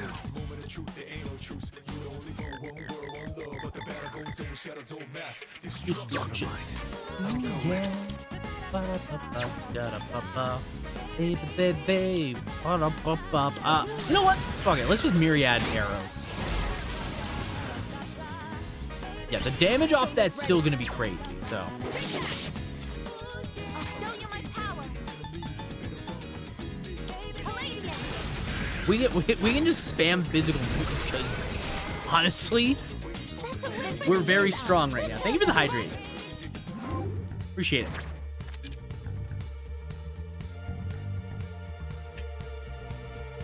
All right. Let's get this. Okay, so we level up. So we're level 41 now, which is Oh, nice. hello. Yeah, I'm kind of hitting like a point where the current party I have might start struggling to keep up. Mostly just because we don't have the SP to keep going. And like the weird thing is that Aegis is very much not a SP heavy character. She doesn't have the skills that require as much SP. So like I think like the big thing we need to keep in mind is when we leave Tartarus, I want to make sure to have enough money options so I can leave and really take advantage of that.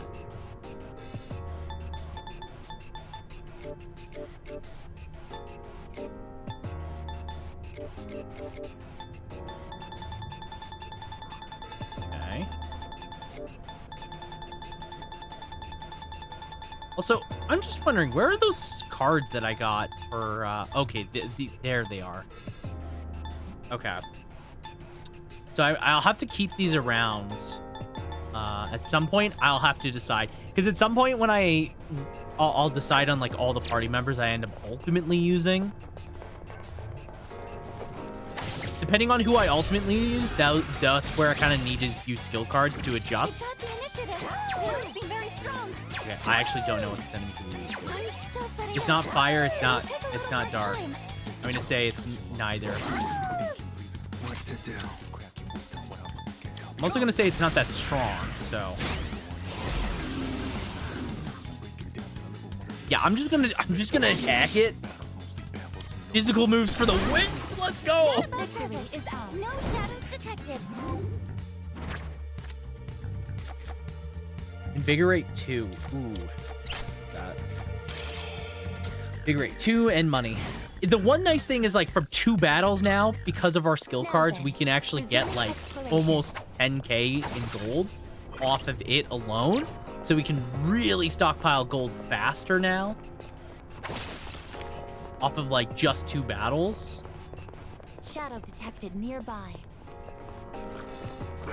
Really gives us a lot of breathing room, so we can actually start summoning personas and whatnot when we need to. I'm still setting up. It'll take a little more Winds, time. thunder. Do I have? No. No, I don't have the proper. All right, well, Koromaru just attacked one of these. Okay, well. We can hit a weakness with this. Well, never mind. Aroo! Yes. I agree. I thought it did it. 2 enemies down. What to do? Okay. Just AoE Almighty. Her leader took one out. I'll end this.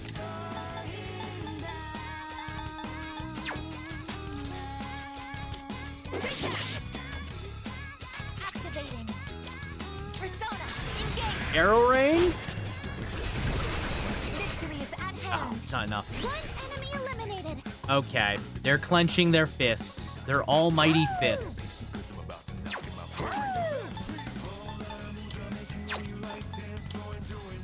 Actually, I don't know. They're probably not weak to fire. It's the only skill that I actually don't. Yeah, fuck it. Let's see what Koromaru does. It restored their HP. Well, fuck it. Never mind. You have a skill that can hit a weakness. Never mind. Never mind. Okay, let's just kill them. Enemies defeated. Good work out there. Koromaru-san seems to be pleased. Well done. Good job. Aru. So true. Oh, there's I couldn't have put it into words better myself, Aldrin. Please leave me alone, Shadow. Shadows sometimes hide in areas that are hard to see, so keep an eye out for surprise attacks. Oh, hello. They do? I feel like these shadows are just really in the open. Oh, that treasure chest looks pretty rare. Thank you, Ken. I would never have figured that out without you. Does it have something good? Warrior boots. Hey. On my don't equipped. I wish you could like see at the bare minimum what the boots look like their stats. Okay, so Ken has some actually decent shoes, but I have really bad ones, so we'll give myself the better evasion footwear.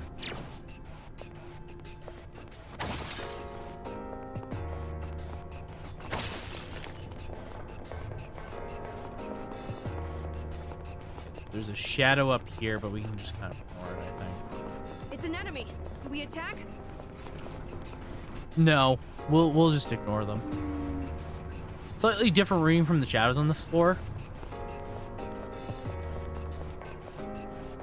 A different reading from the shadows on this floor.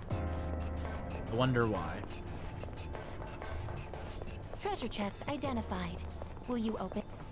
Well, I haven't seen any shadows yet, so that in itself is concerning. Actually, are they poisoned? They look like they're poisoned. Oh, an enemy.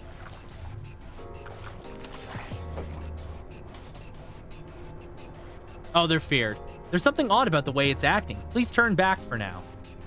I'm not sure exactly, but the shadow seems to be intimidated by us. Enemies inflicted with fear will attempt to flee if they see you. These enemies will freeze in terror when you make eye contact with them, but attack you in a frenzied panic if you turn your back. Beware. Don't let your guard down and strike. Koro-chan spotted the enemy.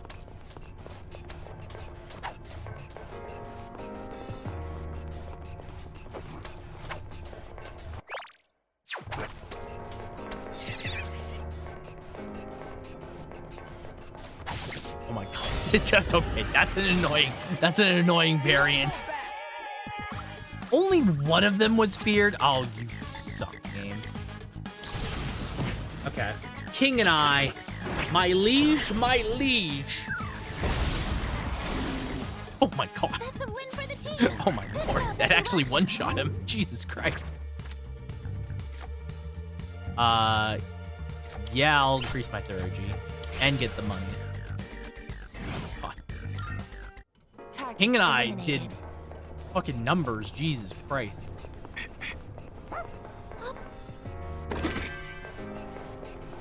Cheer water. Oh, stairs. Okay, cool. So now I'm free to explore the rest of the map because we've already got the stairs, so we can fast travel to it. Okay. What do we got here? Nothing important. Nothing important, I would say. Go, my liege! Drop them dead! Eliminated. Enemy eliminated. Okay. Hold still. You're finished. Oh, Ken. Put him down. Put him down, boy. Hey, I gets leveled up. That's good. Good job, Koro-chan. Now let's get back to it. I've explored everything. So basically, I just need to look for like a way back down at some point. Oh, we found the person we were looking for anyways. By the way. It's hard to visualize a building with over 100 floors, isn't it? Great. Yeah, it is crazy. I'm sensing a shadow. Do you think you can find it? Oh, is there a rare shadow somewhere? First off, man in pain. Ask for an escort. Thanks, Junpei. Yes. Okay. There's that. Rare shadows up there.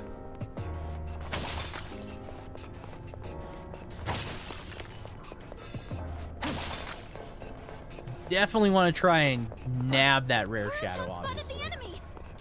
Hey, that one's not like the others. Got it. It hit a dead end. It hit a dead end, and we got it. No, it has an evasion increase. Oh, you're miserable. Oh, you suck. This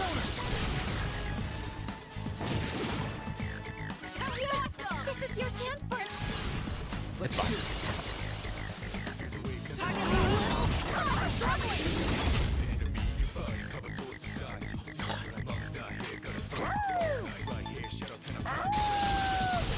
Oh, does Koromaru get it? Nice. Good job, everyone. No. Yes. Perhaps. Count on you, Koromaru. Oh my god. Talk about speaking English. All right. Okay. Well, I guess we got all the items.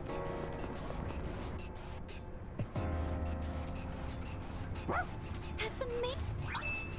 Okay, we got a bunch of stuff. Not bad. Thank you, Koromaru. I think we're... Oh, there it is. Aside from the height, if this tower is our school, does that mean it can only be as wide as the campus? Oh, it's teleporter? Nice. I know. Okay, Koro-chan? Leader, maybe that's enough for tonight? Maybe it is, maybe it isn't. I'd like to get to like the next floor boss at the minimum. I think we're close. I think we're super close to the next floor boss. So I'd like to at least get the floor boss. Oh god.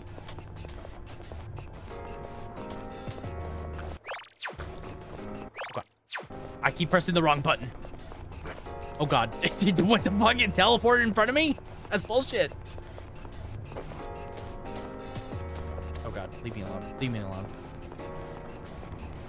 Okay. Oh, is this the big Monado door? Or no, it's just a regular one.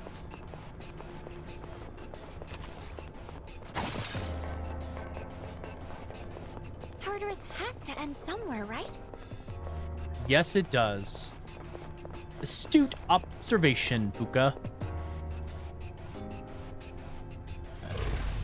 All right. Well, another boss. Another painful one. Okay. Hello. Let's start off with Sylph Aura, which I think is the last one I could do. I think she's out of SP. Yeah, she doesn't have it. She's off by just a bit. I'm almost out of SP myself, which is a problem in itself, but that's not important. I'm just going to pretend like this will work.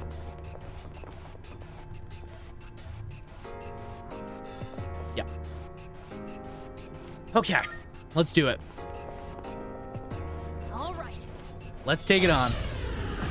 We won't hold back. Heat Riser on the opener. Wow, you suck. Slashing won't work. Don't bother with swords. Okay, do we have a way to get rid of its stupid buffs?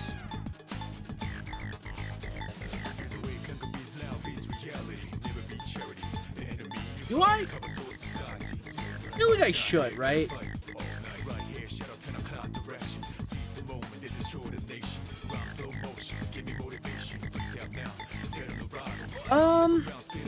It does not look like it. It does not look like it. Shit. What's weak to piercing? Try arrows or bullets.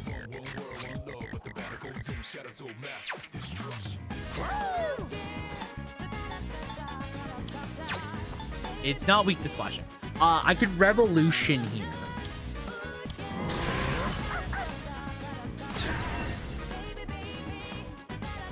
Okay. That in itself is scary. So let's try a myriad arrows. Miss, of course, of course, of course. Will this work? I'll end this.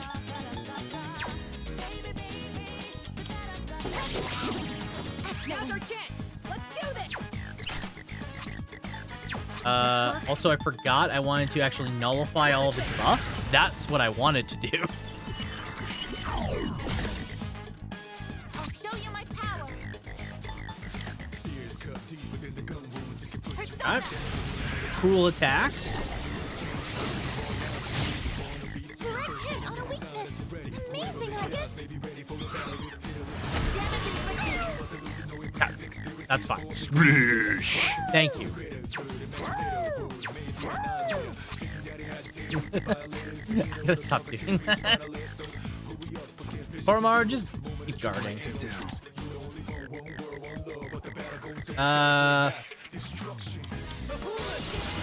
Myriad arrows.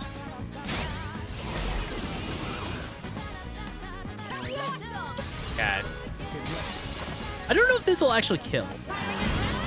It's at half HP. It might not. Yeah, it won't kill. Yeah, it won't kill, and then we just kill it with basic attack. But we do still... Okay, we still get the shuffle time. That's important. 1, 2. Cool. Oh, hello. Oh, that was like nothing. Oh, that was terrible experience.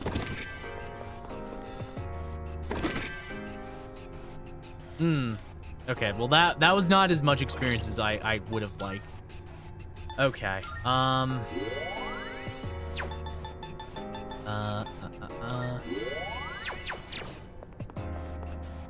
Okay.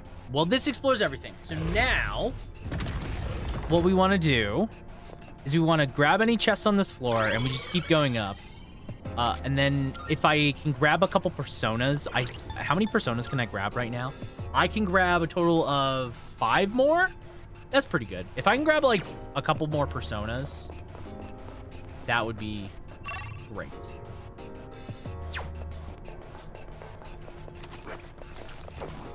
Okay. Okay. Yep.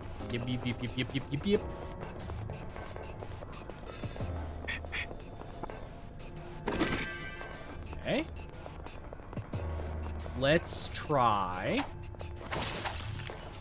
taking on... Look, there's a shadow. This guy.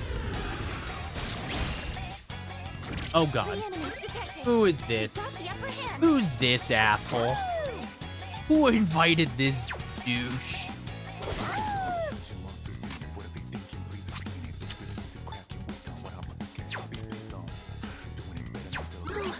Sorry, I don't have any. Okay, Jack Bros, put him down. Jack Bros, put him down.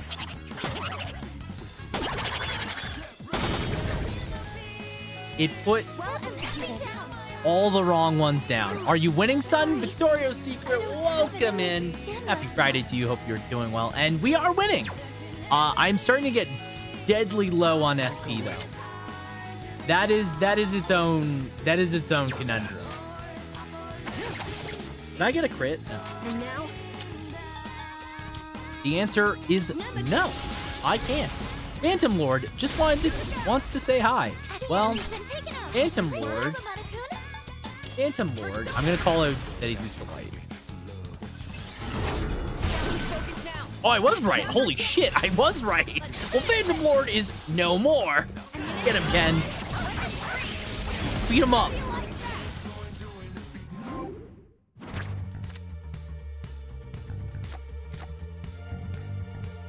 Oh, yes. Hell yeah, we can keep spamming Thurgy. That's great. Honestly, being able to spam Thurgy back to back, super useful. Sati is also really great to pick up for fusing. I survived a week of not feigning sick or pushing my boss to let me work remotely, so there's that. Well, that's good. Oh, there's a treasure chest. Good to hear. Good to hear.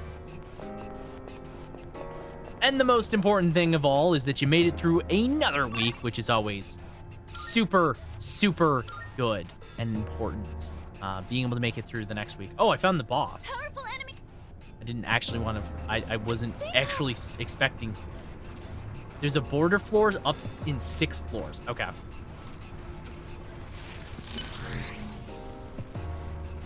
Okay.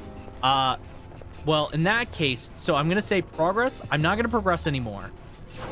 It's not important that I progress anymore. Primarily because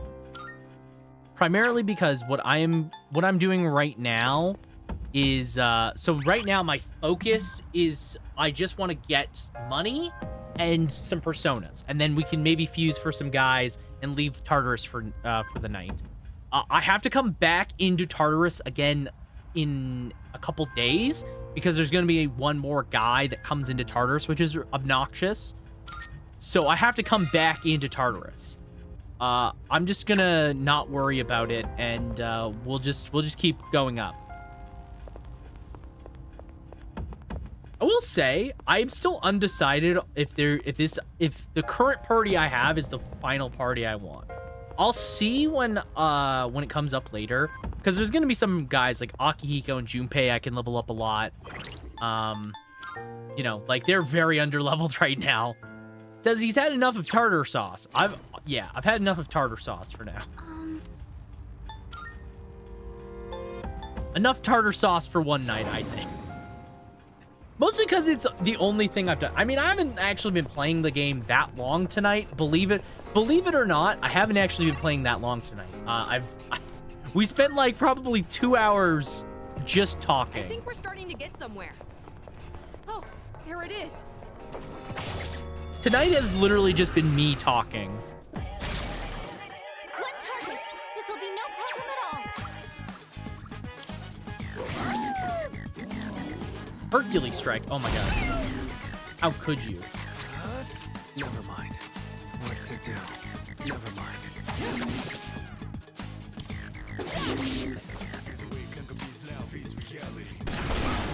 Smoke enemies defeated, they say. We'll just auto him. We don't need to. Are you doing okay? Your stamina's low. Yes. Being able to carry multiple personas. I never thought it possible. Okay, I guess that's a weird point to just bring up out of the blue. Proton's guard is up.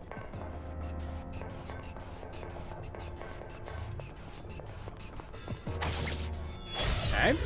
Tough enemy.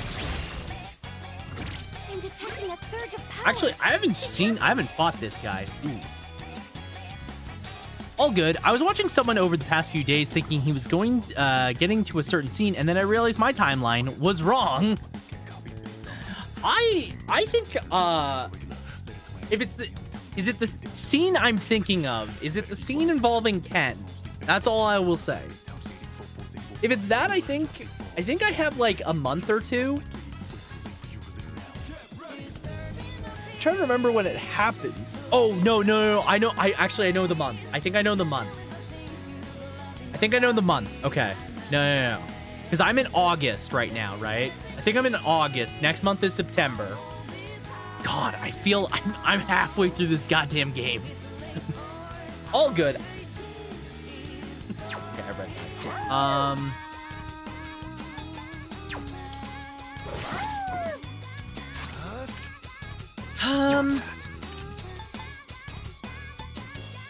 I guess let's do King and I.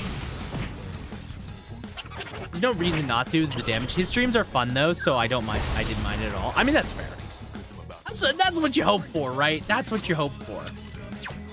You just hope the streams are a good time. I'll end this. Hold still. You're finished. Bam! And with the crit.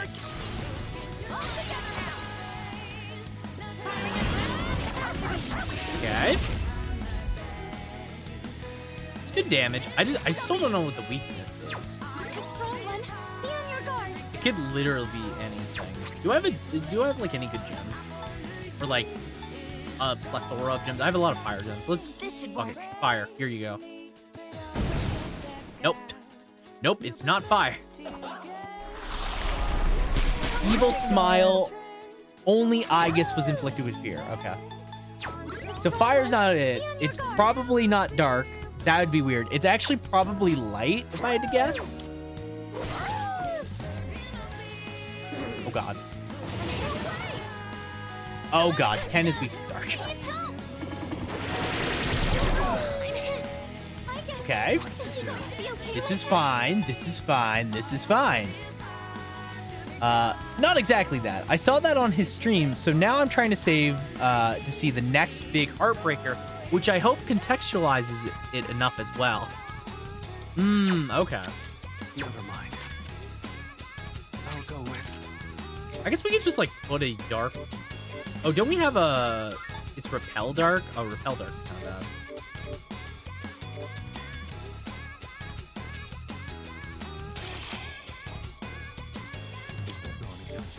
So do we have a? Oh, the only persona we have that. Do we not have a persona with light? No, of course we do. Of course we do. All right. Never mind.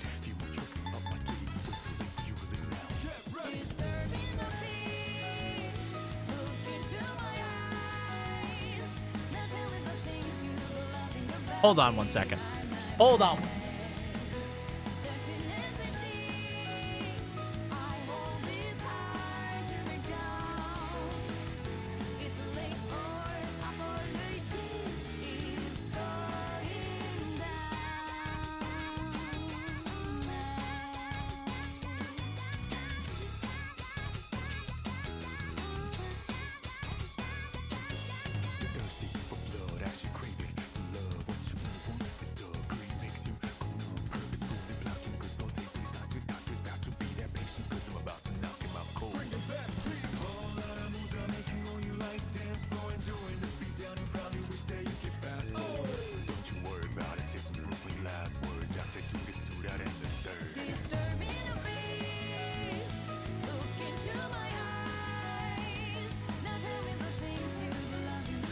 Oh, sorry about that. I thought I was hearing somebody, and yeah, it was my girlfriend. My girlfriend showed up, so I had to confirm. Best believe I'm trying to keep to kind of stalk your stream to see you get the scene you mentioned though. It's done quite well in Reload.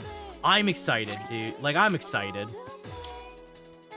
I just can't wait to see how they did, like all the emotional like big scenes in this game. I'm very excited to see. Oh, it's not light, really. I don't have it in me to scan right now. Activating. I'm gonna try Swift Strike. It might not be. Ow. What the hell can its weakness? What the fuck can its weakness be? Cloak is being attacked by ghosts. Yeah, pretty much. Tell me about it. Tell me about it. It's a real problem. Let's full heal Ken, because Jesus Christ. Jesus Christ. Oh god, no, Ken. Oh. Oh. Oh god, evil touch. Okay, it's only on Koromaru. That's fine. The enemy's smoking furious here. Someone might run. I'll go with. Okay, do I have a thunder?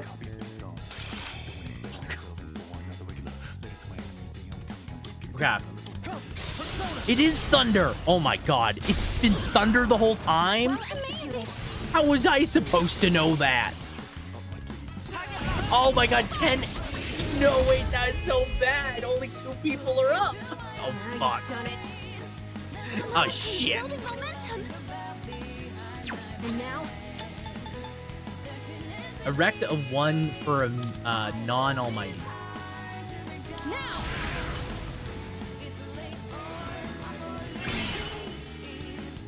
Koro-chan's shaking in fear.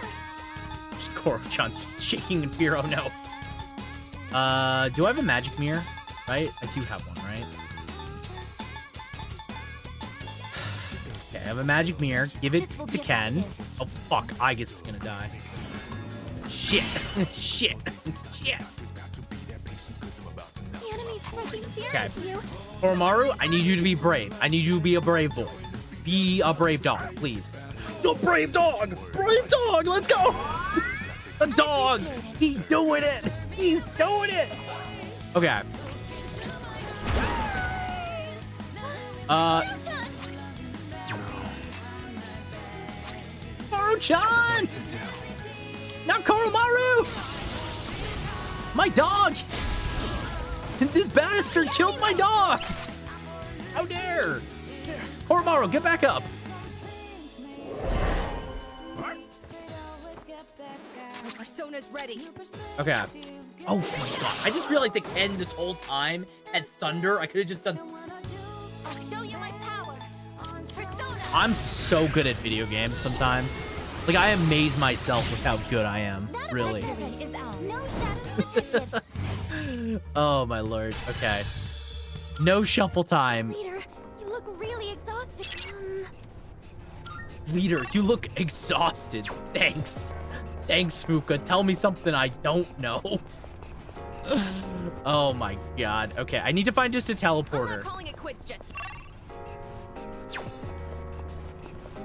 Ken's like, I'm not calling it quits just yet. And he's almost on death's doorstep.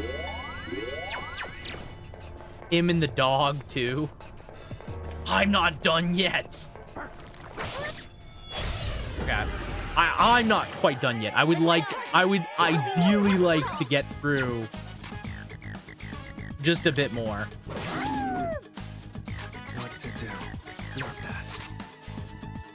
that. Something else. I'll go with. Not that. Okay. Damage inflicted. Oh, fuck. I had strike up.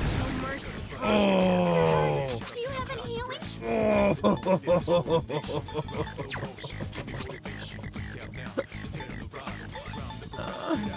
Everyone I know is dying. Send help. Jeez. Can I use this? Okay. The leader is down. That's not ideal. What is optimal?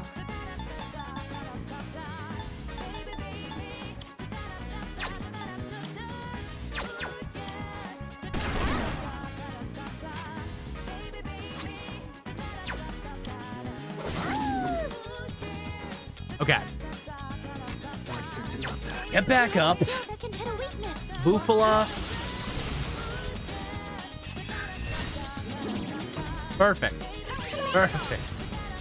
Oh my lord. Okay, the bright side is, if I get to a floor with a teleporter, I can just leave immediately to the teleporter because I've explored everything.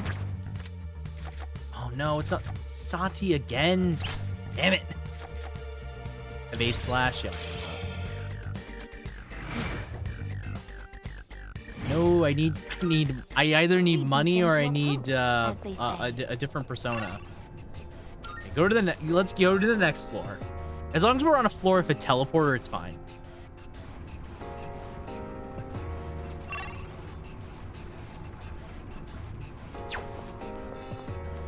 Oh, there's a chest on this floor? We've seen That's everything on this floor by now. We have finished exploring this floor. Thank you, guys.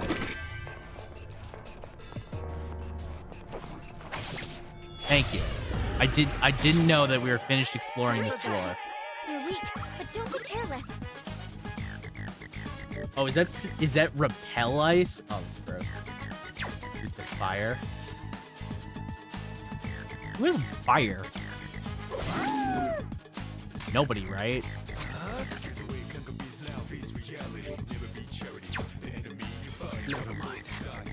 Okay. King and I.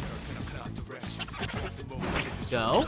We're on Black Frost, so this is fine. King and I. Oh, it just one-shots them. Well, that works too. That works too. Third back up to full.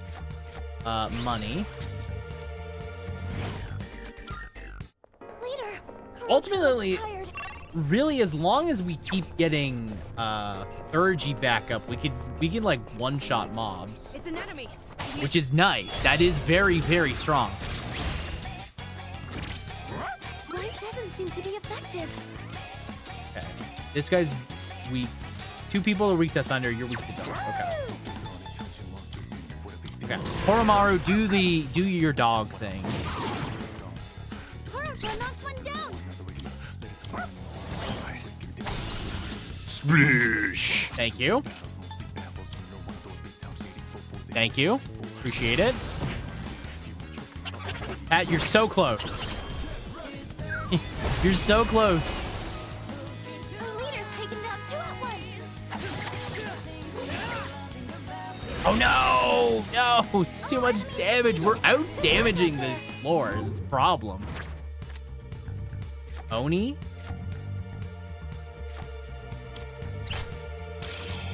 Ah, man, Oni is not like the greatest one to find, but we'll take it. Leader, you look really exhausted.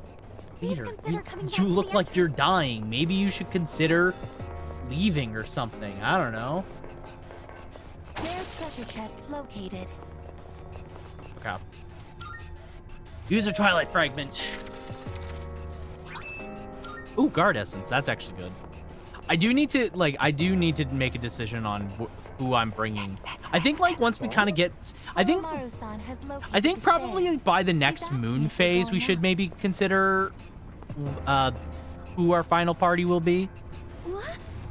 And maybe consider like an additional option to that.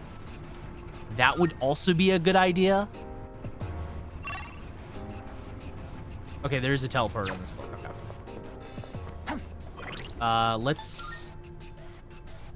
Let's use Aegis to heal. Sometimes I forget that Aegis has a heal. Isn't Aegis's next level up a heal? An upgraded heal? It's no, it's Myriad Arrows. Okay, she gets Myriad Arrows now. So that replaces Arrow Ring, which is actually good. That's actually a good upgrade for her. What is Ken's? Ken's is Tetrakarn. That's not bad. Over Marakakarn, which is a mouthful. Also, yeah, I've also forget that he has an AoE heal, and you get Virus Breath next. Tetrakarn, so we get Tetrakarn next. And these three, so Koromaru is going to level up soon. I would like to get Koromaru to 40, I think. I don't think, unless we find a rare shadow somewhere, I don't think we'll be. Look, there's a shadow. I don't think we'll be leveling up. The enemy's detected. We've got the upper hand. So we know it's light. We know that one's thunder. Does not matter because Koromaru has no SP. Oh, but he gets a crit because he's the best dog ever. I might be able to hit a weak That's my dog. That's literally my dog. I'll end this. What's my dog doing? He's killing people. Okay, Thunder with Ken. One enemy down by Amanakun. Thunder with Ken. Keep it together. And then we have enough SP to do one light move, and that's enough to all of attack. Yeah. We're really trying to scrape the bottom of the barrel with our abilities. No, it's not enough. Oh my god. No, this guy had one. Good job, everyone. Oh, okay, we still got the shuffle time. Oh, it's single target boost? We'll take it. It's annoying. Leader, don't over. That's annoying. I mean, it's fine because we have a bunch of money. And we have a bunch of items to sell when we leave Tartarus. But yeah. That has its own host of problems. Okay. Let's take it. Let's take out the shadows on the way.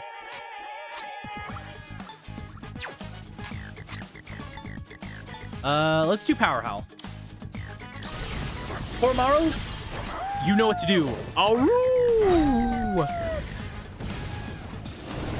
Let the dogs out. Who let the dogs out? We let the Koromaru out. All right. Okay, myriad arrows. This. Oh wait, one of them's weak to Pierce. Which one's weak to Pierce? Oh no, we just critted. That's what. Never mind. Never mind. We actually just nuked the boss. We just nuked them. Leader, don't overdo it. If I could install new hardware, what would be most optimal for our team? Maybe a ray gun that shoots laser beams or... Never mind. Okay, man. Maybe a ray gun that shoots laser beams. True, though. That would be pretty cool. Yes, come head back to the entrance. Okay. This is enough Tartarus for us, I think. I just genuinely think we don't need to explore any more Tartarus. Because again, like I said, oh wait, hold on. There is one last thing I want to do.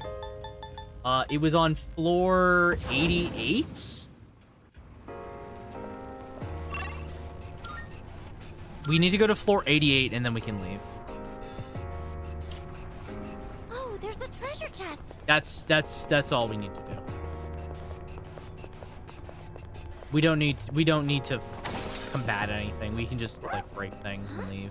You want to go even higher? It's an enemy. Should we attack? Oh, and we're okay. Yeah, we're stronger than the enemies on these floors. Okay, that's good.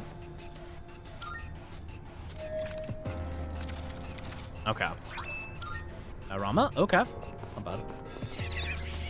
Medium heal's not bad to get. The stairs. Okay, so these floors we've out leveled them. I'm not too surprised. I think they're like 10 levels lower than us. It's about like 10 levels roughly, and that's when the enemies start like fleeing from us because we're just much stronger than them. I'm curious, can we just like do damage to this guy? The situation is favorable. Unless it's the physical walker, damn it.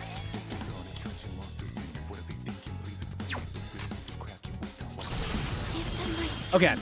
Hey, Fuka, you want to give me SP back?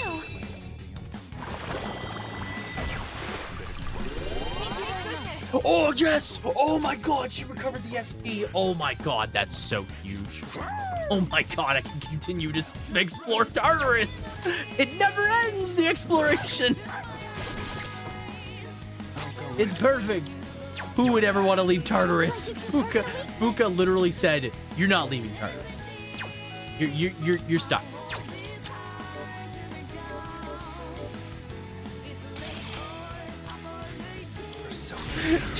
Fuka literally just said, "No, you're not leaving. Get comfortable, because you're stuck forever, Peter." You can hit a weakness with this. Okay.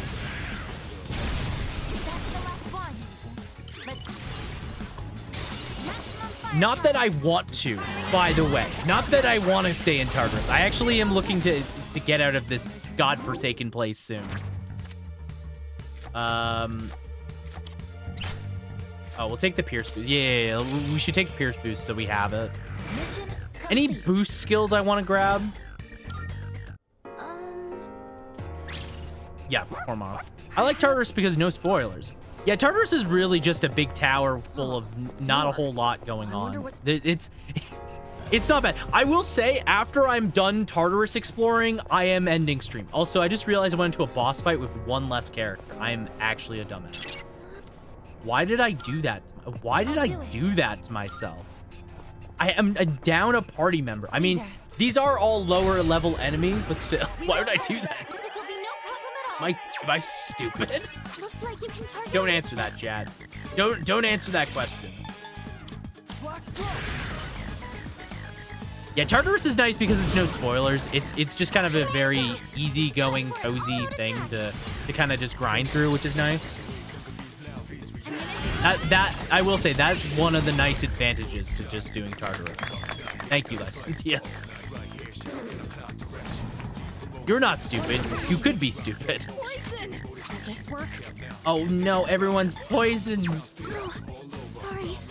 I don't have any to stand right now. Ow. You've been poisoned. You're losing health.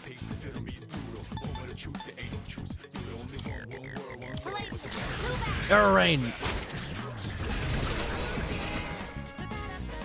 Damage inflicted. Ow. You're poisoned. Keep an eye on your health. You're poisoned.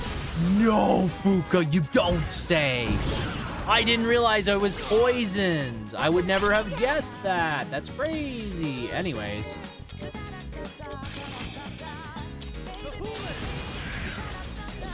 Keep an eye on your health. All enemies defeated. Ugh. Luckily, I am a higher level than anything here. Yes. Grab you. We don't need the fire boost. We'll take it. So the one good thing is there's no letter I in the word team, Jaden.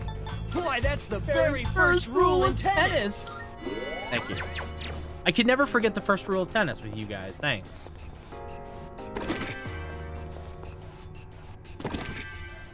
Every time I hear that line, it just makes me think, yeah, I should watch more. I should go and rewatch Yu-Gi-Oh! GX. Why is there a tennis guy in Yu-Gi-Oh! GX? I don't know. Is it amazing? Yes. Yes, in fact, it is amazing.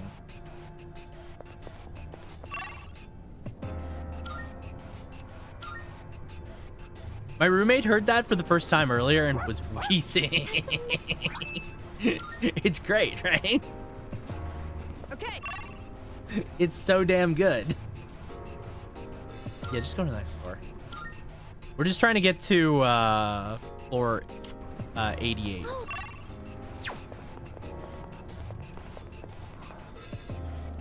Honestly, like, I feel like you could just quote so many lines from Yu-Gi-Oh! GX. That's the thing. We were joking the Yu-Gi-Oh! Dub somehow got worse after OG. I think you mean to say it got better, because it did. It got significantly better. Like, what do you mean? Remember, do you remember Jesse, the guy that plays Crystal Beast Monsters? Do you remember what his, what Amber Mammoth sounds like?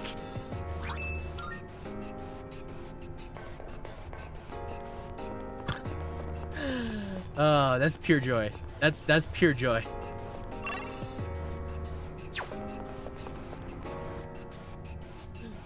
Amber Mammoth is like, ah.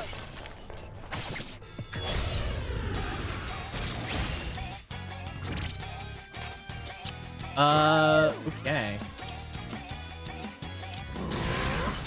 Maiga.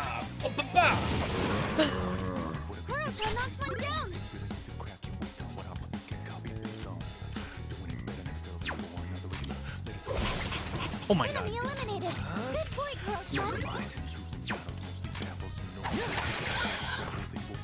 I'll end this. There's so many dumbass characters, it's hard to separate. They all become one big bad guy voice. My favorite is oh fuck, I forget his name, but he's the guy that's that plays dinosaurs in GX. All I remember is that he has Dino DNA. What's his line from GX? I need to play that now. That's gonna be stuck in my head. If I don't play the line from GX, I will not be able to not think about it. Dino DNA. The doctors say I got what they call Dino DNA. Dino DNA.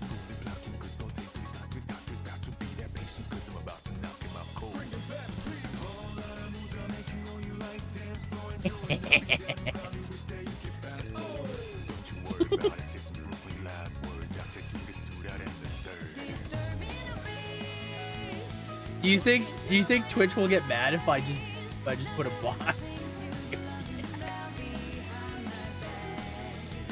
Yeah, My insect monsters are gonna bury in you, Yug.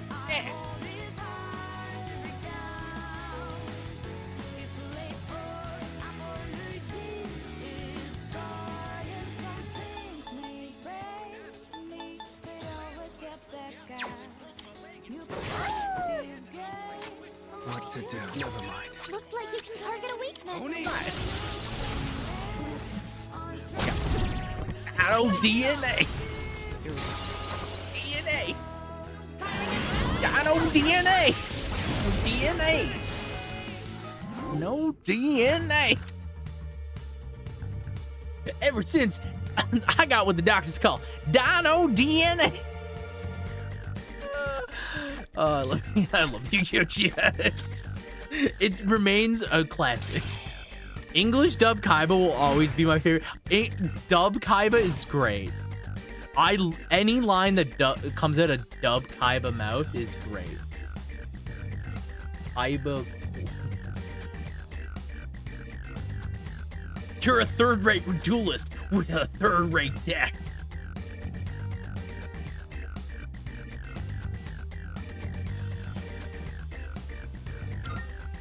I'm always happy to team up with everyone. I've heard that during the Sengoku era, many warlords use spears too.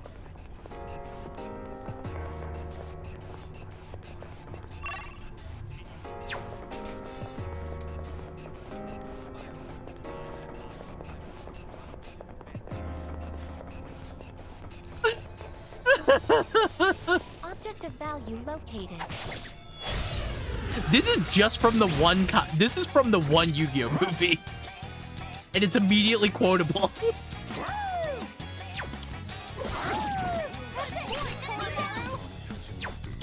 You have a skill that can hit a weakness. Anything Kaiba does in any scene is great. I love that the movie. I love that the. I'm gonna stop that now. I like that the movie is just Kaiba really, really mad that he can't duel Yugi anymore. That he can't duel the Pharaoh. He's just pissed off that he can't duel him. Kaiba, it's good to see you. I wish I could say the same, Wheeler, but I can't. Where's Yugi? Koromaru-san appears sad. Oh god. Any line, he's golden. He's the best.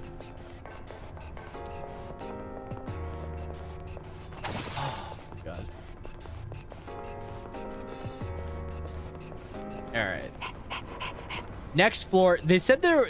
Elizabeth kept talking about a cat. There's just a cat in Tartarus. Why is there a cat in Tartarus? I'm getting a fate reading of a living thing. It could be a person, so please try looking for them. It's a cat. Okay. It's a fate signal, but it's there. You just have to find them because it's a cat. It's just a kitty. I mean, I shouldn't say anything. We have a dog in Tartarus with us. You know? I feel like the dog in Tartarus is more of a pressing issue.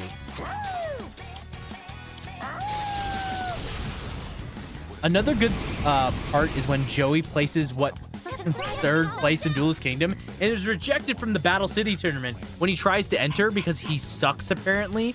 Kaiba is the best hate. If you ever are worried that if you like, just get yourself a hater like Kaiba. He's the best of them. It is time. That's right. I need one of these to miss.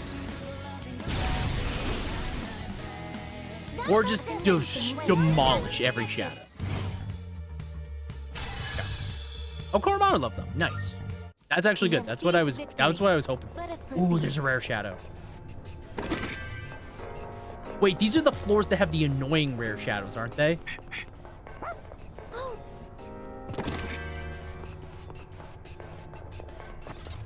Oh, it's a rare shadow. Don't let it get away. Well, guys, I'm afraid to say I let it get away. That one disappeared so quick. That treasure chest looks pretty rare. I'm actually surprised.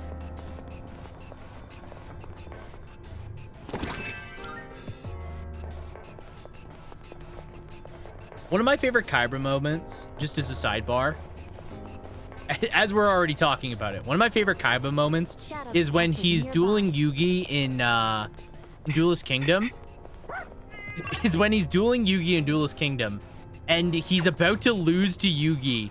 And so he decides the only way to win is to threaten throwing himself off of a ledge. And that's how he wins against Yugi, which is just the funniest thing. There's a kitty in a place like this? Anyways, we need to protect it. Please come back immediately. Yeah, take it back to the entrance. The cat offered me something it was holding in its mouth. Maybe it's a thank you gift. It's a bit damp, but I think I could use it. Oh, thank you. Welcome back. We were able to save that kitty. It can stay here for now. We'll send it off safely when the time comes. All right, that's every living thing in Tartarus for now. And I don't think we need to we need to keep exploring. Well, I mean, we could. We should. You know what? We probably should. You know what? No. Here's what I'm gonna do. Here's what I'm gonna do, guys. It's small rant, but people treat Joey like he sucks at duel monsters, even his own crew, when he consistently wins duels and only ever loses to literal gods or the actual creator of duel monsters or a cheater, and even defeats Merrick first try, all while having a pretty mid deck. Dude is because Joey's character trait is being lucky. Joey Wheeler is a lucky duelist. He's an underdog, and we love underdogs. He plays shitty cards. His actual cards are actually dog shit. If you, but yeah, he's like a good duelist for the most part. He just plays really weird cards. All of his cards are like luck based usually. Plays a lot of luck based stuff. And Red Eyes. When Red Eyes is like the worst monster ever. So, okay, guys, it's gotten late. And I think this is where I'm gonna have to I'm gonna call it. I'm gonna look for somebody to raid into, but I think this is gonna be it for me. I got Sarah waiting for me in the next room, and I want to spend some time with her. So because I haven't seen her all day. Literally, it was just earlier, just now I saw her. So I like to go spend some time with her. So let's go and look for somebody to raid into. Give it a look. Thanks for streaming. Yeah, no, thank you guys for hanging out. Thank you all for hanging out. Appreciate y'all as always. All the support is always great. Actually, I know where we're gonna go. I haven't said hi to Punk in a while. Let's go over. Thanks for the stream. Have a great night, Cloak. And yeah, no, same to you, Rainbow Flow. Thank you so much. To everybody here, if you guys could just stick around a tad bit longer, I want to just so we can go off to a raid, go say hello, send the support over. We're going to go over to 10 Gauge Punk, who's playing Gorgon Quest. I've seen the game a little bit, but I don't know too much about it. But we're going to go raid 10. I haven't been over there in a bit. I'm not going to stick around too long. I am going to raid and run. But if you guys could just go over there and give him a big warm hello from me, I'd appreciate it all the same. I appreciate everyone for hanging out. It was a good stream. We just got to chat. This is what I like to do. I just like chat. I like chatting and talking and all that jazz. It's always a good time. If you recall, he doesn't even have Red Eyes Black Dragon when he beats Merrick too. Does he not? It's been so long since I've seen Battle City and Duelist Kingdom. I have not watched base Yu-Gi-Oh since I was probably a child. I've since being older, rewatched Yu-Gi-Oh! GX and 5Ds. Splish. Not Zexal. I watched a good chunk of Zexal. I didn't watch all of Zexal, but OG Yu-Gi-Oh! Been a very long time. Pat, I'm sorry to say, you're one shot off. Unfortunately, not tonight. Maybe next time. Here's a raid message if you guys, if you don't have my emotes, here's a raid message. If you do have my emotes, you can take those over to 10 Gauge Punk and let him know that we brought the clocks. Thank you all so much once again. He gives it to Yugi. Oh, that's right. Yeah, that's right. Yeah, we're gonna go over there, say hello. Like I said, he's playing he's playing Gorgon Quest. Don't know too much about it, but I've seen a little bit of it. So yeah, go say hi. If I'll see you guys on Sunday. Till then, folks, have a good one. Till then, ciao for now. Bye.